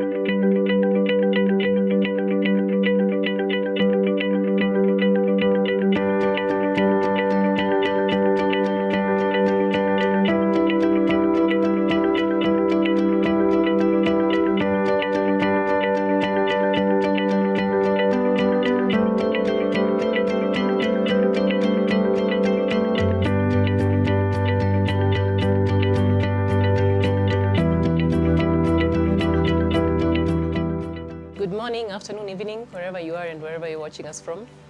This is CIO Speaks, the 3rd edition. And this time around, I'm talking to Priscilla Muhio, the MD of Glovo. We want to find out about e-commerce and Q-commerce and what actually that is and what's the future of deliveries. So you guys just tune in. She's going to tell us all about her life, including how many kids she has. So Priscilla, can you tell us a little bit about yourself? So as you said, my name is Priscilla Mohio, and I'm actually the general manager for Glovo in Kenya. Before Glovo, I worked for 2 companies in the same space, Sandy and OLX. I was at OLX for 6 years and at Sandy for just under a year. And then before that, I was in an advertising agency. So in terms of my background, I'm a marketer. So actually when I joined Glovo, I was the head of marketing for Africa until the opportunity to become the general manager was presented to me, and I definitely took it with both hands. And so in terms of my personal life, I am a mother of 3 boys, 12, 10, and 5. And what I like doing in my spare time, I'm a very social person, so socializing is one of the things I love doing. I read a lot. I am actually what I call myself an adept reader. I read a lot, and also trying to make sure I'm learning as much as possible. So during the weekend, I'll try and do 1 or 2 online courses that take 2 hours, just to keep on making sure that I'm continuously building my skills. So when do you rest? Actually, that's a good question, given that I'm also a mother and also have a very demanding job. So what I do, every month I have a weekend where my kids, I take them to my mom's place, and during that weekend, it's me time. Me time means I probably go to a spa, just things that make me happy, you know. So I treat myself once a month, one weekend a month, where I just take care of myself, and my mother helps me take care of the kids. Oh, yeah. You lost me at spa. Yeah, it's important to take care of yourself, because I realized if you don't take care of yourself, being a mother, being a good employee will be difficult. So it's important to start with you, and then the rest will fall into place. Okay. So I'm very, very curious. What will Glovo not deliver? Anything that is not legal. Anything that's not legal. So just to give you also a brief introduction to Glovo. Glovo is actually what we call a super application or super app. So we literally deliver anything that is within your city under an hour. So if you open the app today, you'll see the different categories that we have. We have food, supermarket, drinks, health, baby shops. We even have Masai market, we have butcheries, we have groceries, we even have Mama Mboga on the app. So we literally have everything you can think of. However, in the middle of the button, of the app, you'll see a button called the anything button. So you're literally able to tell us, go and pick for me this item from this store and bring it to me, in the event that you don't find the store you're looking for on the app. So we consider ourselves as a multi-category application. We can literally get anything delivered to you. Okay. So when you're delivering stuff, you take 15 to 30 minutes generally. So there's usually this saying that it's fast, it's cheap, or it has good quality, but you can't have all three. So is the customer sacrificing something by using Glovo? No. Actually, they're not. If you look at our delivery fees, they're the cheapest in the market. If you look at our delivery times, they are the best in the market. So what we try and do is make sure we optimize operations by making sure, first of all, we have enough riders to service the customers we have. So, and then also optimizing the stores that we have. For example, we limit the radius of the different stores to 3 to 4 kilometers, so that a customer that is beyond that cannot be able to order from that particular store, so that we can be able to optimize the delivery time and also make sure, especially for food, the quality of the food is good. So we have ways of making sure the operations are good, so we are able to be fast and cheap and good quality service. And now your couriers, because I know this was an issue in Spain last year, are they self-employed or are they employees of the company? No, they are self-employed. Actually, not self-employed. We call them freelancers. Like they are subcontractors. So what happens is they join the platform with their tools of trade. So they get their own motorbike, they get their own equipment, like the phone that they need to receive the orders, and then they join the platform. And the good thing about that model is that they are flexible. So when you look at the Glovo app, we call them Glovers, Glovo app, you will see that the rider is able to book the slots and say, I want to work from time X to time Y. So it gives them the flexibility. They can even work for multiple apps if they want. So this model actually works better for them because they're more flexible and they can do as many other things that they want to do.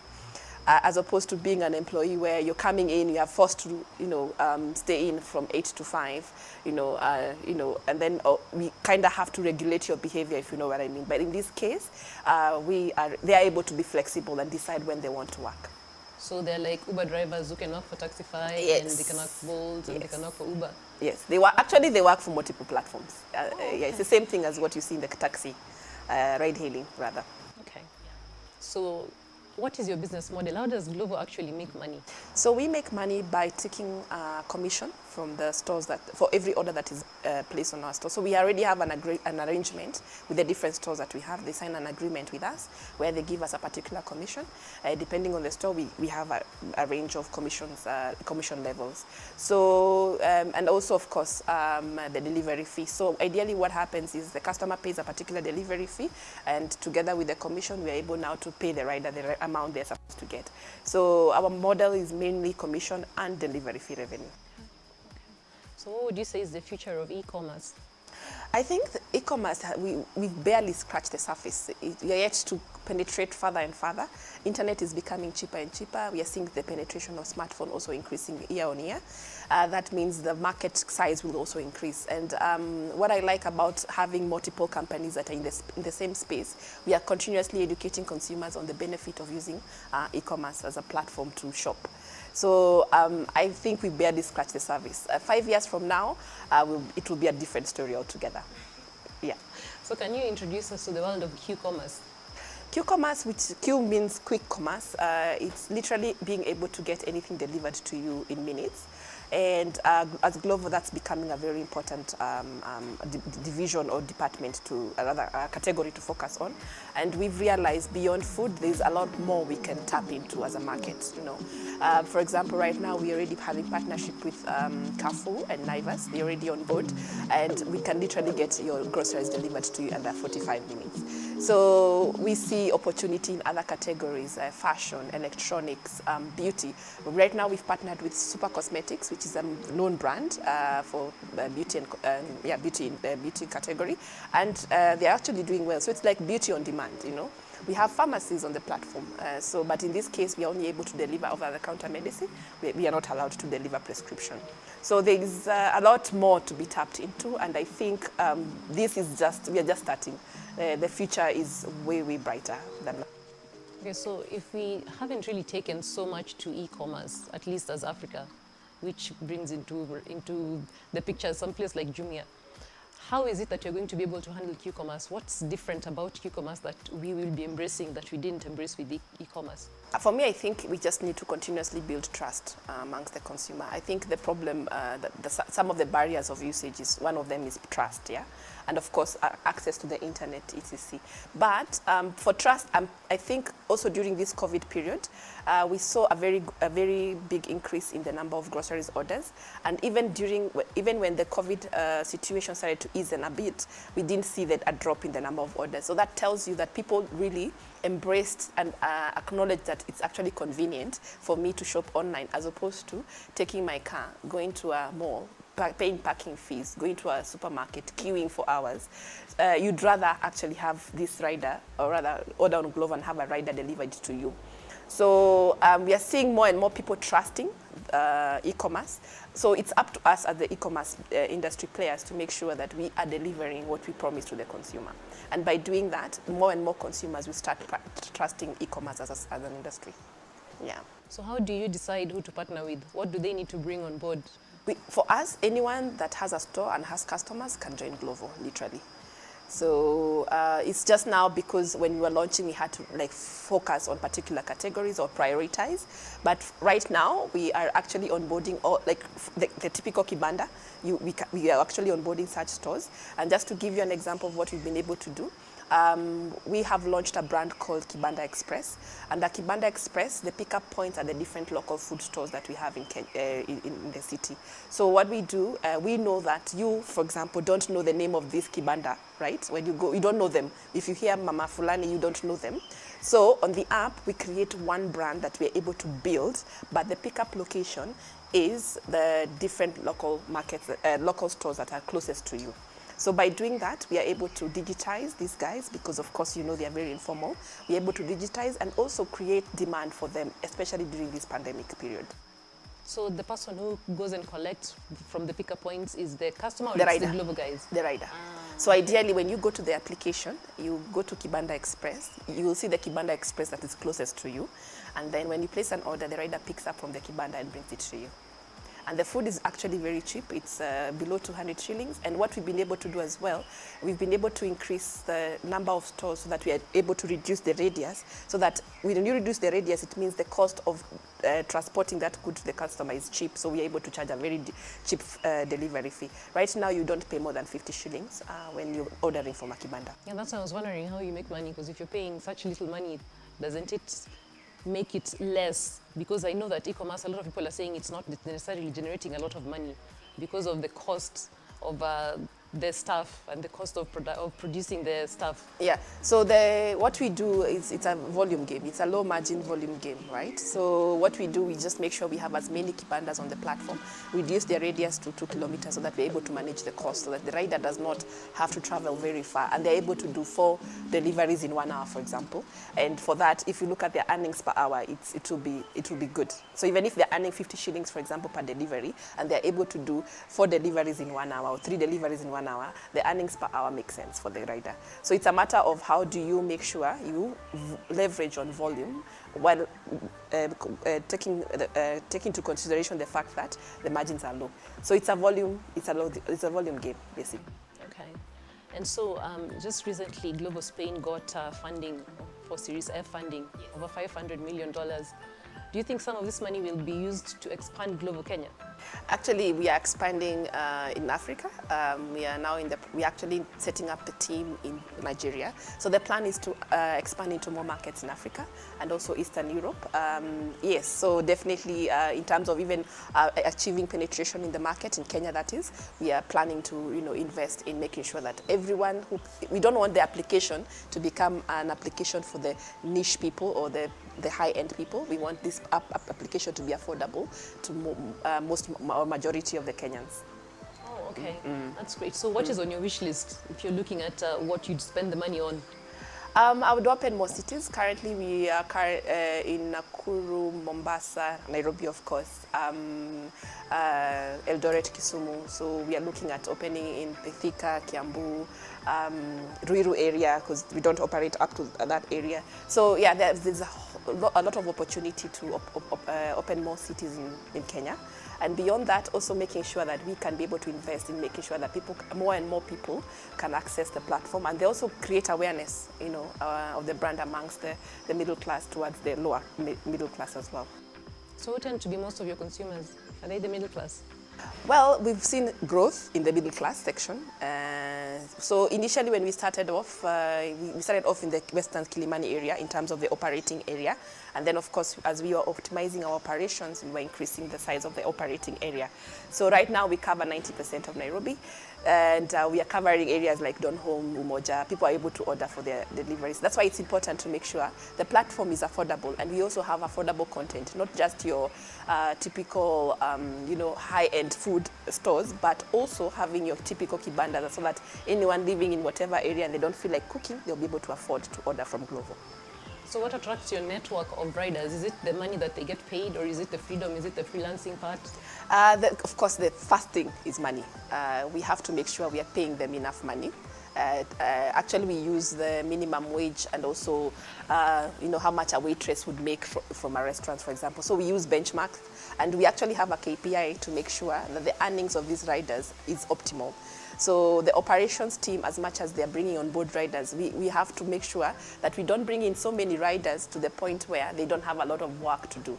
So the first thing they care about is the number of orders you give them and the amount of money they make at the end of the day. So those are the 2 most important things. And then also the other things we can do to help them engage better with Glovo. For example, we give them a medical cover. They have a medical cover in the event they have an accident. And also we work with different partners to help in terms of financing of either mobile phone, or they want to get another bike, or just financing basically.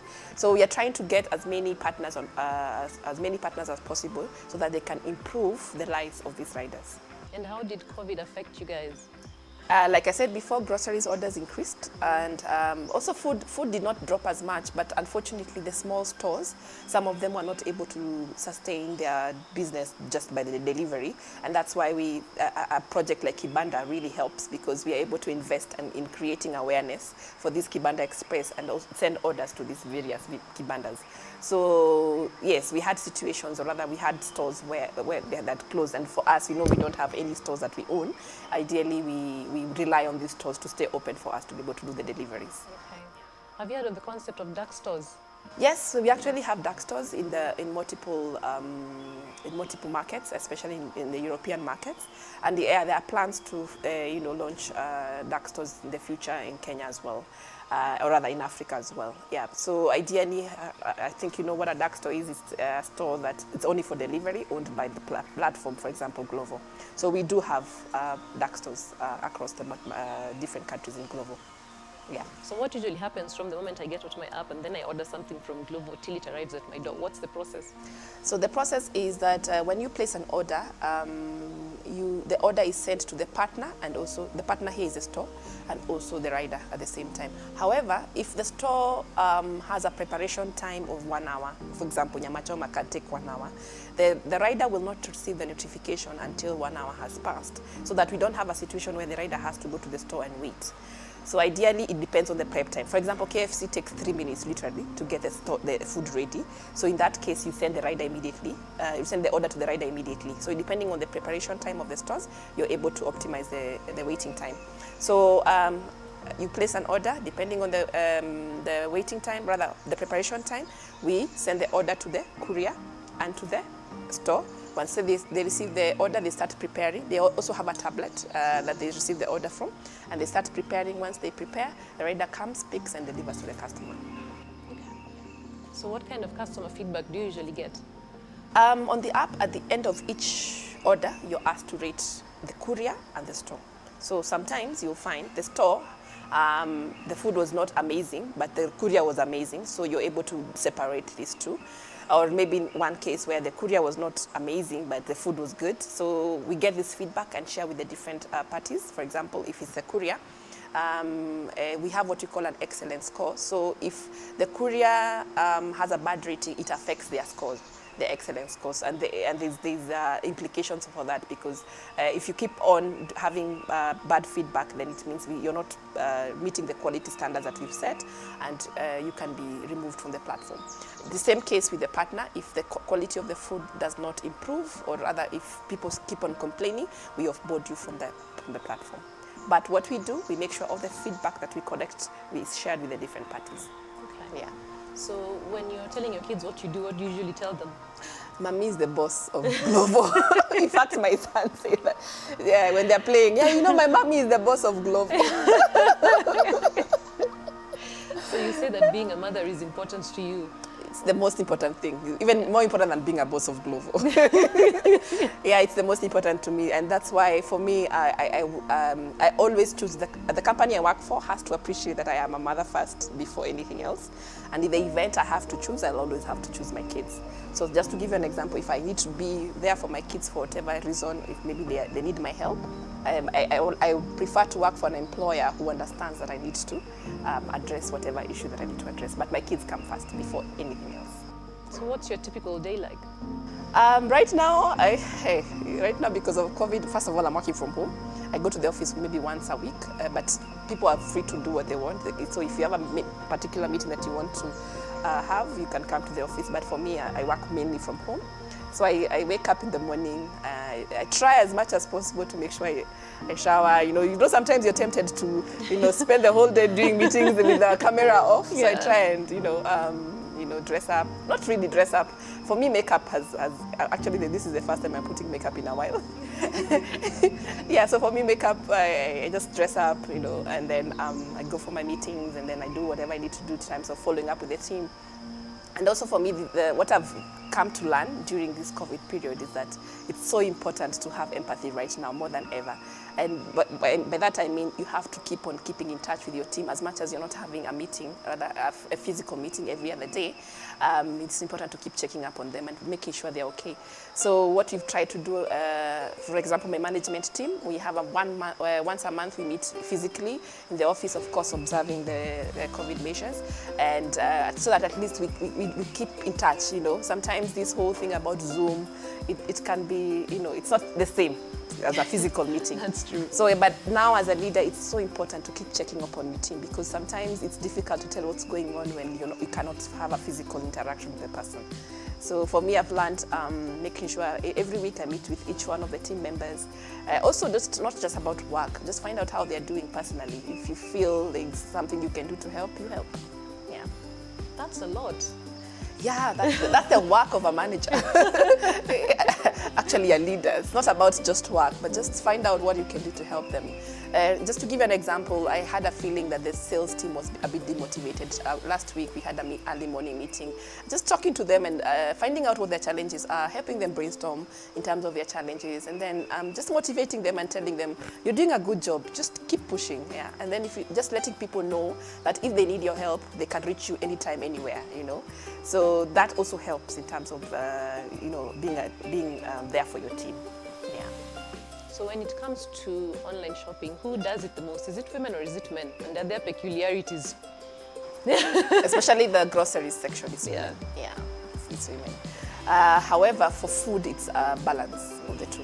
Yeah, but women are mainly the ones shopping on groceries. Okay. Yes.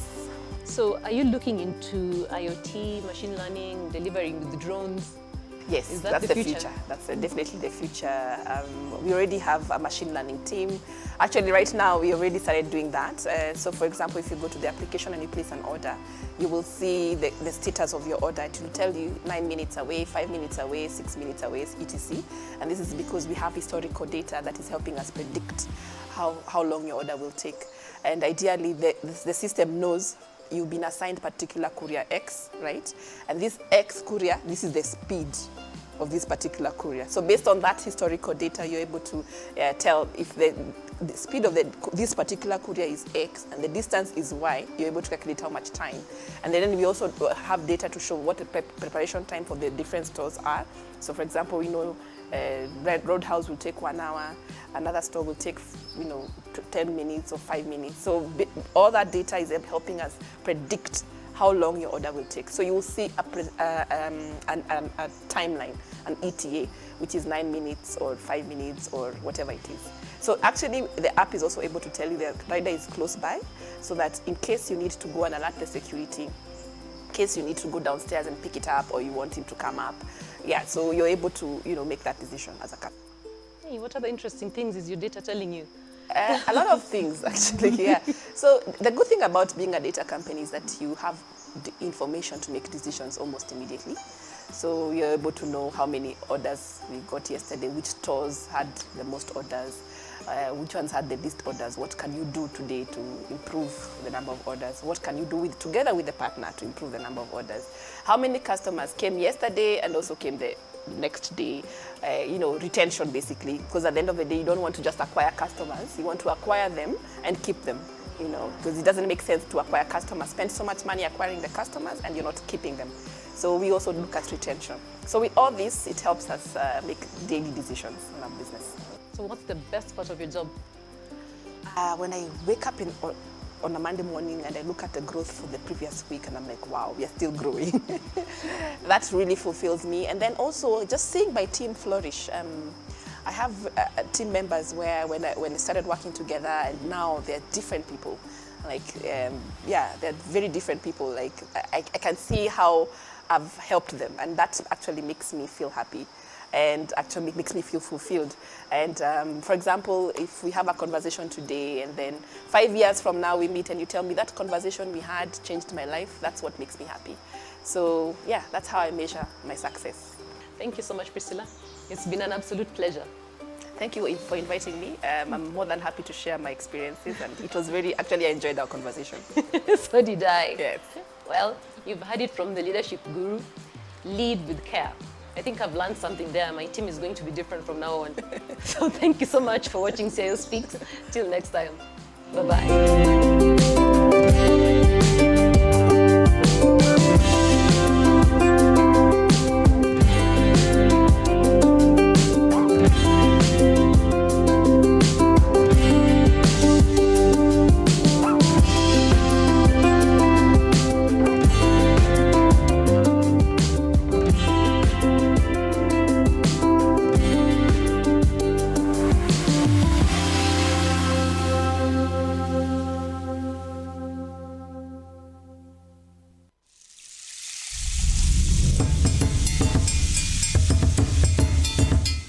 Can you guess where I am? I am super excited because we are launching DX100, formerly known as CIO 100.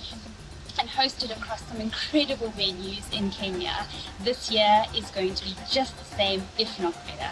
We're super excited to invite you to DX100 this year, and the difference this year is for the first time ever, we are going to be celebrating and awarding people outside of the tech environment for their impact and their influence on digital transformation across multiple industries. Of course, the CIO remains at the heart of digital transformation, and we will be celebrating them in that way. However, this year we'll be celebrating CFOs, CMOs, CEOs, and businesses all the way across Africa, so not just from East Africa. We are so excited to invite you and to launch the DX100 Awards. Put your entries in and we'll see you in November.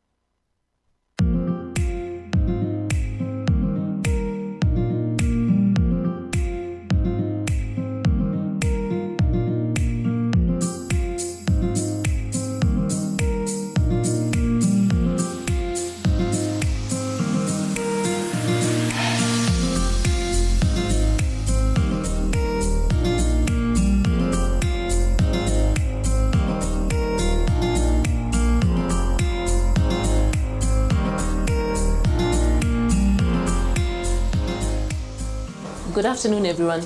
Joining me today is Elijah Kibogo, the Regional CIO of Stanbic Bank.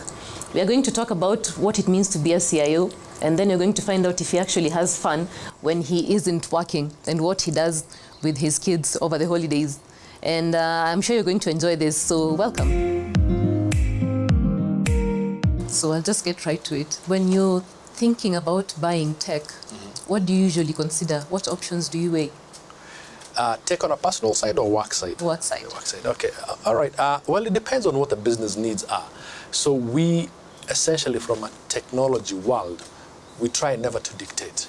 So we listen to what the business need is and then understand what they truly are looking at. Are they looking, I mean, obviously, you have to start the conversation from hardware, software, etc. Understand what the problem is. Because many times you'll find that people think they have a technology need, but in reality, they could be a business process issue. So you kind of guide them and understand, and then you weigh that. But as soon as you understand what the business need is, then you can make the right decisions in collaboration with your business colleagues. But the idea is to listen and listen carefully, understand the business that you're in. It doesn't matter whether it's banking, financial world, or whatever, but you must understand what the business you're in. The technology is not as important as what you're trying to achieve. Okay. Yeah. So how do you get buy-in? How do you get everyone to collaborate with this idea? So what you're talking about, I think, is what I would call stakeholder management, because that's what buy-in is. Let's assume I'm also trying to sell something, not just from a business perspective, but something that I want from a pure technology perspective. So it's important for a technology leader, be they a CIO, a regional CIO, whatever, that they are able to manage their stakeholders, especially when you're working for a multinational bank, as I do. You're not only working with one country, but several countries or people from the head office, etc. You must manage your stakeholders. So the buy-in is extremely important because you can't quite impose things on people, as it were. So are the needs different when you look at it regionally? Like, do we need something different from Uganda, from Tanzania? So that's a very important question, Carol, and thank you for that question, because it depends completely on the country that you're dealing with. For example, I deal with 6 countries: Kenya, Uganda, Tanzania, a bit of South Sudan, a bit of Ethiopia, actually a bit more than the 6 countries, and also Malawi, Zambia, and one Portuguese-speaking country, which is Mozambique. So to your question, it truly does depend, because it could be a language issue. It could be just the fact that in East Africa maybe we have a bit of commonality, the 3 countries, but even the nuances between Kenya and Uganda, or Kenya and South Sudan, or Kenya and Tanzania, it could be a bit different. So even in Kenya itself, when you have nuances between Nairobi and and in Mombasa, it's completely different. The needs could be completely different. But if I could take a step back and answer a question that I think may be out there, the way we are structured at the regional level is we have Kenya, Uganda, Tanzania, and then the other countries that I mentioned, which is Malawi, Zambia, and Mozambique. But we also run several countries out of, from a technology perspective, we support them out of Kenya. So we do support South Sudan, which we have a fairly big operation there. We do support Ethiopia, and we do support Rwanda from here. Rwanda is a one-man operation. Ethiopia is a two-man operation, actually two-lady operation, I would say. So, but the South Sudan operation is quite large. We have about 50 people there. We have several branches, but all of that is supported from the Kenyan office. So whenever we say Kenya internally, we mean those are the three countries as well. Have you ever had a project that went across the board? Yes, we have many projects that go across the board outside of my region as well. Throughout Africa, we operate in 17, 18 countries. So we do have, especially on the corporate and investment banking side of the business, most of our applications or systems are across the board. We have common systems, like our core banking system. We don't have common systems across the bank. We have 3 or 4 that we use throughout. So we do have, like in Kenya, we use T24 as an example. In Angola and Mozambique, we also use T24. And the rest of the countries outside of South Africa, we use Finacle. And in South Africa, we use SAP as it were. But however, many of our systems, to go back to your question, are used across the bank, deployed once to many. Okay. So what do you think are the technical skills that a CIO needs most? Believe it or not, actually at the top of my list, and I hear your question, so I'll avoid your question and then come back. At the top of the skills that you would need as a CIO is really communication, coordinating, stakeholder management, things like that. Obviously, you do need technical skills.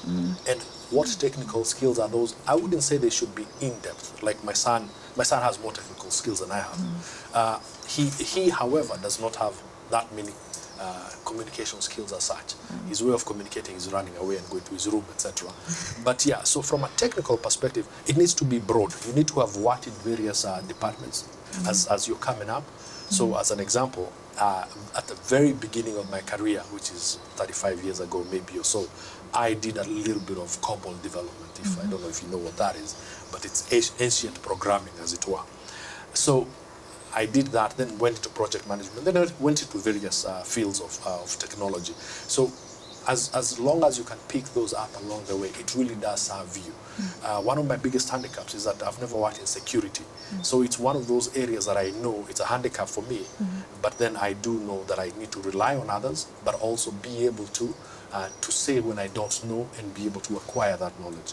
But it's important that as people grow up and aspire to become CIOs, they need to understand that they need to work in a variety of different areas within technology. So that way you can carry that with you, but also never forget the soft skills.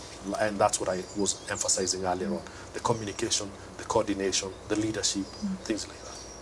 So if you're looking at the soft skills, you're looking at technical skills, you're looking at interpersonal skills, are we asking too much of the CIO? Oh, absolutely. I strongly believe that, especially when you're running at the country level, as it were.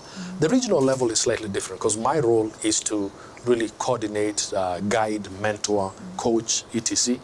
But at the country level, and I'm talking about now multinational, when you are dealing at the hands-on, I would say hands-on level, we sometimes do ask too much of our CIOs, but it's up to you as a CIO to be clever and understand what your weaknesses are and what your strengths are. So that way you hire people who have the direct opposite of that. For example, if you do realize that you're not the greatest communicator, but you have excellent technical skills, then make sure that 1 or 2 of people in the leadership team do have strong communication skills. Or if the opposite is true, if you're not very skilled at some level, like I mentioned, I have very little security background. So I made sure that the people that I surrounded myself have strong security knowledge, because you do need that. Yes, so to answer directly your question, yes, we are asking too much of the CIO. However, it is up to the CIO to make sure they surround themselves with the right caliber of people and the right skills, especially knowing what your strengths are and your weaknesses and hire against that. Okay. So there was a time, there was a story about a hacking incident between Airtel, MTN, Stanbic and Bank of Africa. What exactly happened and how did you deal with it? Okay. And I'm assuming you're talking about the incident in Uganda? Yes. Is that what you're talking about? Okay. No, that was quite unfortunate. But unfortunately, the weakness just happened to be in our aggregator at the time. And that's who was hacked. So in other words, the aggregator was hacked, and then in addition to that, then obviously MTN also was hit, Airtel was hit to some certain extent, and also ourselves. How did we deal with it? We made sure we took, we quickly realized what was happening, and then took proactive measures to shut down and then start monitoring and make sure that it didn't continue over the weekend or throughout the weekend as such. But it's one of those things that you do have to be very proactive, and you do have to ascertain that you are up and up, as it were, on ensuring that you cover yourself, etc. But in some instances, unfortunately, the hackers actually either have some insider knowledge, as they did with some of our vendors, etc. So it was unfortunate, but we dealt with it, and we've made sure we've covered our bases, as it were.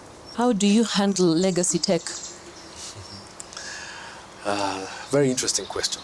Legacy tech has been a problem, and especially I'll take you back to even when we were moving from 1999 to 2000.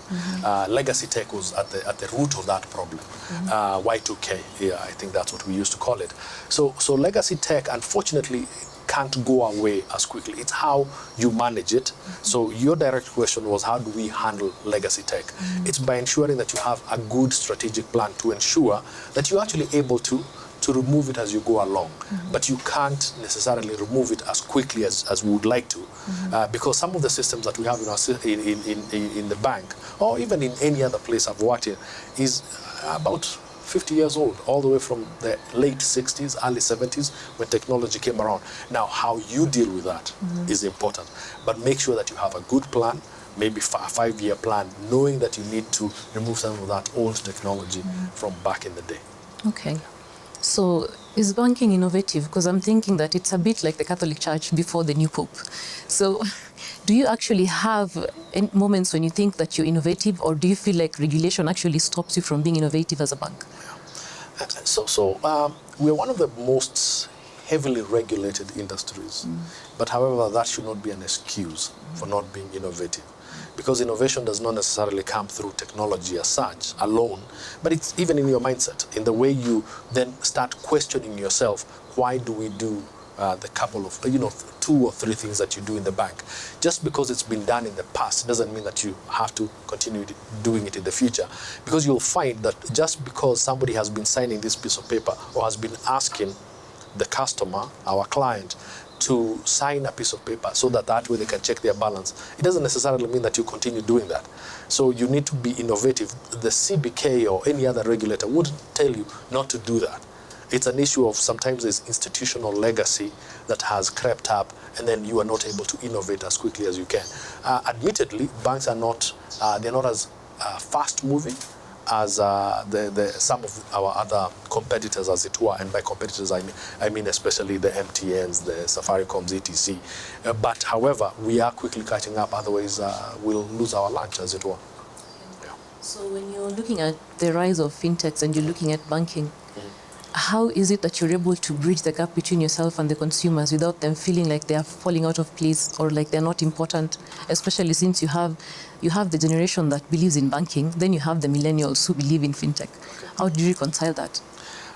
So that's the challenge of the century, as it were. Let me put it that way. But it's also that we are waking up, or have already woken up to that. In the last 4 or 5 years, you clearly see profits of fintechs, as it were, go up. Well, our I would say we are plateauing, as it were. So, however, you then say, how do I then challenge myself to ensure that I don't continue to plateau or maybe even to decline? So, and clearly banks have woken up to that. However, the leading banks in Kenya, in East Africa, in Africa, have stood up to the challenge and have actually decided we are going to run like a fintech. Many banks nowadays are actually quite innovative. The products we're coming with to the table and listening to our customers. A long time ago, as you may know, is that banks used to operate from 9 to 3. Nowadays, banks don't do that. Yeah. You had to get a letter from your chief, I think in the old days, and now I'm telling you how old I am. To open an account, you had to get a letter from your chief to come and open an account. Clearly, we've understood that that's not the way to do it. I mean, ladies could not open an account unless they were either co-signed by their husbands or whatever. That doesn't make sense. So we've moved away from that legacy, late 70s, early 80s, towards whereby now we are as quick in opening accounts as the fintechs are, and making sure that we don't have, but also making sure that we know our customers. Obviously, we don't want to open up accounts for people who should not be opening up accounts in new institutions, which is where our strength lies. So in as much as fintechs have been flexible, in as much as we protect the government, the people, whatever, we do a much better job, if you ask me, in knowing who our customers are. So that way, it's called KYC. When the regulator comes to us, it's easy for us to be able to communicate to the regulator or the government in case, you know, we obviously have the terrorism issue in Kenya. So we make sure that money doesn't flow through or people opening up accounts that they shouldn't. So you manage CIOs and you are a CIO. So what are the qualities that you think someone needs to become a CIO? So I am a regional CIO, and I was a CIO in Kenya, Mozambique, Angola, etc. And some of the qualities one needs is the ability to juggle, especially that, to juggle different things and not to feel pressure, too much pressure when you're under fire, when the systems go down or when there's a hacking incident like you mentioned earlier. So especially that, the ability to handle many things at the same time, the ability to handle pressure well, the fact that you'll get phone calls late at night, early in the morning, etc. One has to be able to be dynamic and to be able to keep up with what's happening. Because if you don't keep up, you'll find that the young people will come and talk to you in language that you may not understand. So you need to be able to read, you need to be able to relax as well, and be able to manage and guide your people. So it's a cross-section of abilities that you need to have. But I think most importantly is the ability to be able to juggle. So what are some of the projects that you're working on? What are they involved when it comes to new technology? What is it like? Do you use AI? How do you handle big data? What are you working on? Absolutely. Thank you for that question. So one of the biggest areas, actually it's 3 or 4 big areas that I would consider we are leading in, especially in the data mining, data field. We are hiring a lot of data scientists.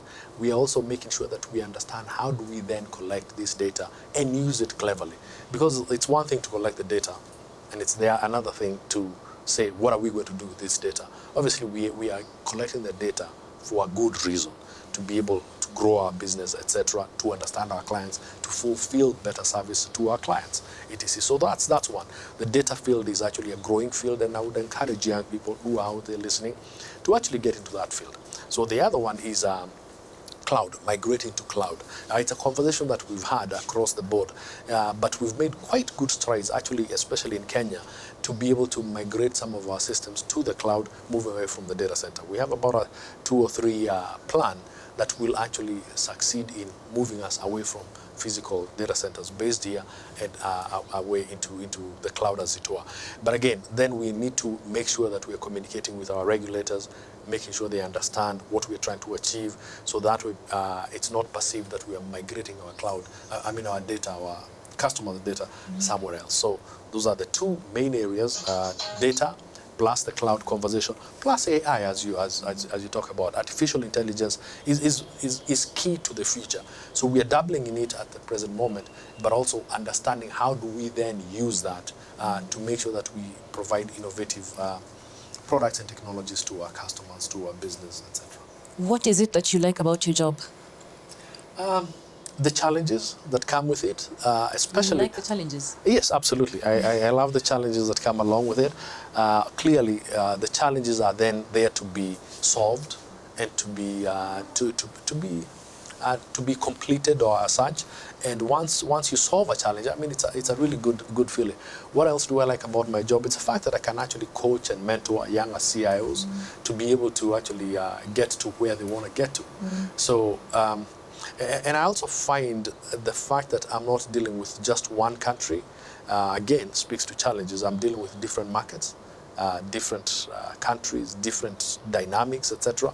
It gives me more of a fulfillment on a personal basis. So when you have, on one hand, you have data, then on the other hand, you have data privacy, and then you have people who want to make sure their data is safe, because this is a conversation that's happening right now. Yes. How do you handle data privacy as Stanbic? I wouldn't say we quote-unquote handle it as Stanbic, because obviously the government has provided guidelines and there's some expectations from the regulator. So what we do is make sure we adhere to that. We also adhere to global standards, as it were. European Union has some standards. Obviously the Americans have some different standards, etc. So you look at those standards and actually lift up your game to beat all those standards, as it were. Because the last thing you want is to run afoul of any of the above, because you want to make sure that people have a strong belief in what you're doing and the fact that their data is safe with you. Because many of our clients, I mean, nobody would want their bank balances known throughout, as an example, or what your transactions, etc. So we do adhere to the standards that are laid down by the various regulators in the different regions that we operate in, and then live up and beyond that, as it were. Yes. Okay. So where do you see the industry in another 3 to 5 years, if at all you can forecast that far? The good thing, we've been challenged by the fintechs, as we talked about, and now we are stepping up to the challenge. The truth of the matter is there are some of the people who don't step up to that innovation, as it were, who don't step up to the challenge. You know, the expectations of the younger generation, the millenniums, etc. They don't want to walk into a bank. They just want to deal on mobile app. They want to be able to open their accounts online, etc. But then, alternatively, on the flip side of that, is we also have customers who want to come to the bank for a personal touch. So the thing is, we are ready for that, but we're also now ready for the younger ones that don't ever want to come and see us, which is fine. But now, where do I see 3 years, 5 years from now, what's happening? You have to be able to juggle the two. To say, okay, I have these young ones that want clearly to deal with us electronically, and we are ready for that.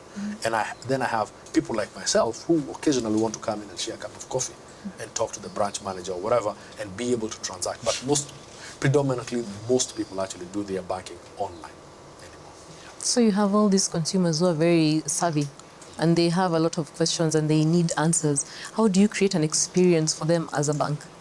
Going back to innovation. The experience must be seamless, all the way from the day they open the account to the day they want to engage with you, either through a facility. It has to be seamless. You can't have excuses. I'll give you an example. Most people, when they open up their phones and look at Google, it's always up, as it were. It's the same thing. That's the same challenge that we have. When you look at Facebook, etc. Yes, occasionally even those systems do go down, but anymore our customers, our clients do not expect us to be down. So we have to step up and make sure that we have redundancy in our systems are secure, their data is secure, etc. I found this article on the website that talked about Stanbic meeting with Chinese fintech. How did that go, and how does it benefit the consumer? Okay. Maybe just a bit of background on our involvement with the Chinese world, as it were. So Standard Bank South Africa, which is the main shareholder of Stanbic Bank Kenya, for example, is actually 20% owned by ICBC. And ICBC is one of the biggest banks in the world. I think, as a matter of fact, it is. It's a Chinese bank. So you find that we do collaborate a lot with our Chinese colleagues, our Chinese. So we have a lot of Chinese businessmen, Chinese government working in Kenya, working in Zambia, working across Africa. So we do engage with the fintechs in China. We do engage with a lot of. We have a lot of clients that are Chinese, etc. So there's a lot of collaboration between us and them. Yeah. Okay. So how does the consumer benefit from this collaboration? Yeah. So it's the products that we bring to the table. I mean, the products don't necessarily have to be Chinese-centric.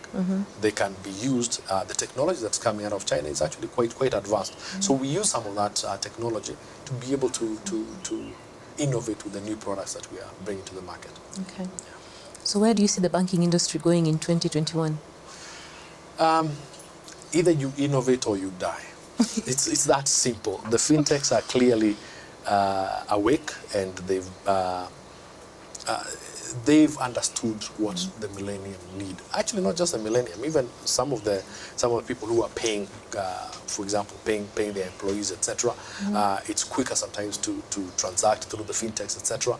So we then need to be as quick, if not quicker, and we've understood that, and we need to be as innovative, if not more innovative. Okay. Yeah. So that's where we're going. If we don't innovate, we're done for. Okay, so what have you noticed that has changed about you from the moment you were first appointed CIO to now? I've got more gray hair. That's one, for sure. So I would say I listen more, because if you don't listen, you won't understand what you're being told. You need to be quiet before and understand the issue that is being presented to you. I do listen a bit more. Before I used to be more outspoken. I would speak before I had the person. So understand what you're being told, so that way you then grasp the nature of the problem. That, honestly, in the last 10 years or so, I've grown because of my role as a CIO. Okay, thank you. Thank you. And well, everybody, that's it. You have it. You've heard from Elijah Kibogo. If you have any questions for him, you can pass them through me. Then I can ask him. Then you can see what we get. So thank you so much for being here.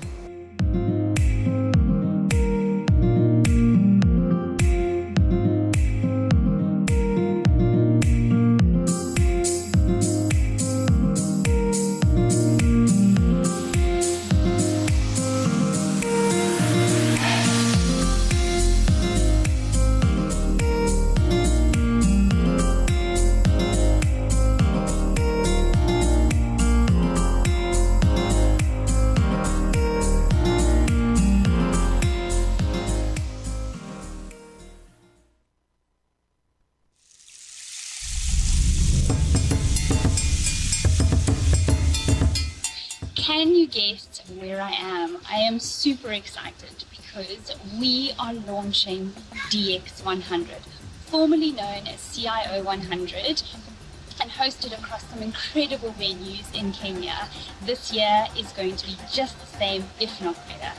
We're super excited to invite you to DX100 this year, and the difference this year is, for the first time ever, we are going to be celebrating and awarding people outside of the tech environment for their impact and their influence on digital transformation across multiple industries. Of course, the CIO remains at the heart of digital transformation, and we will be celebrating them in that way. However, this year we'll be celebrating CFOs, CMOs, CEOs, and businesses all the way across Africa, so not just from East Africa. We are so excited to invite you and to launch the DX100 Awards. Put your entries in and we'll see you in November.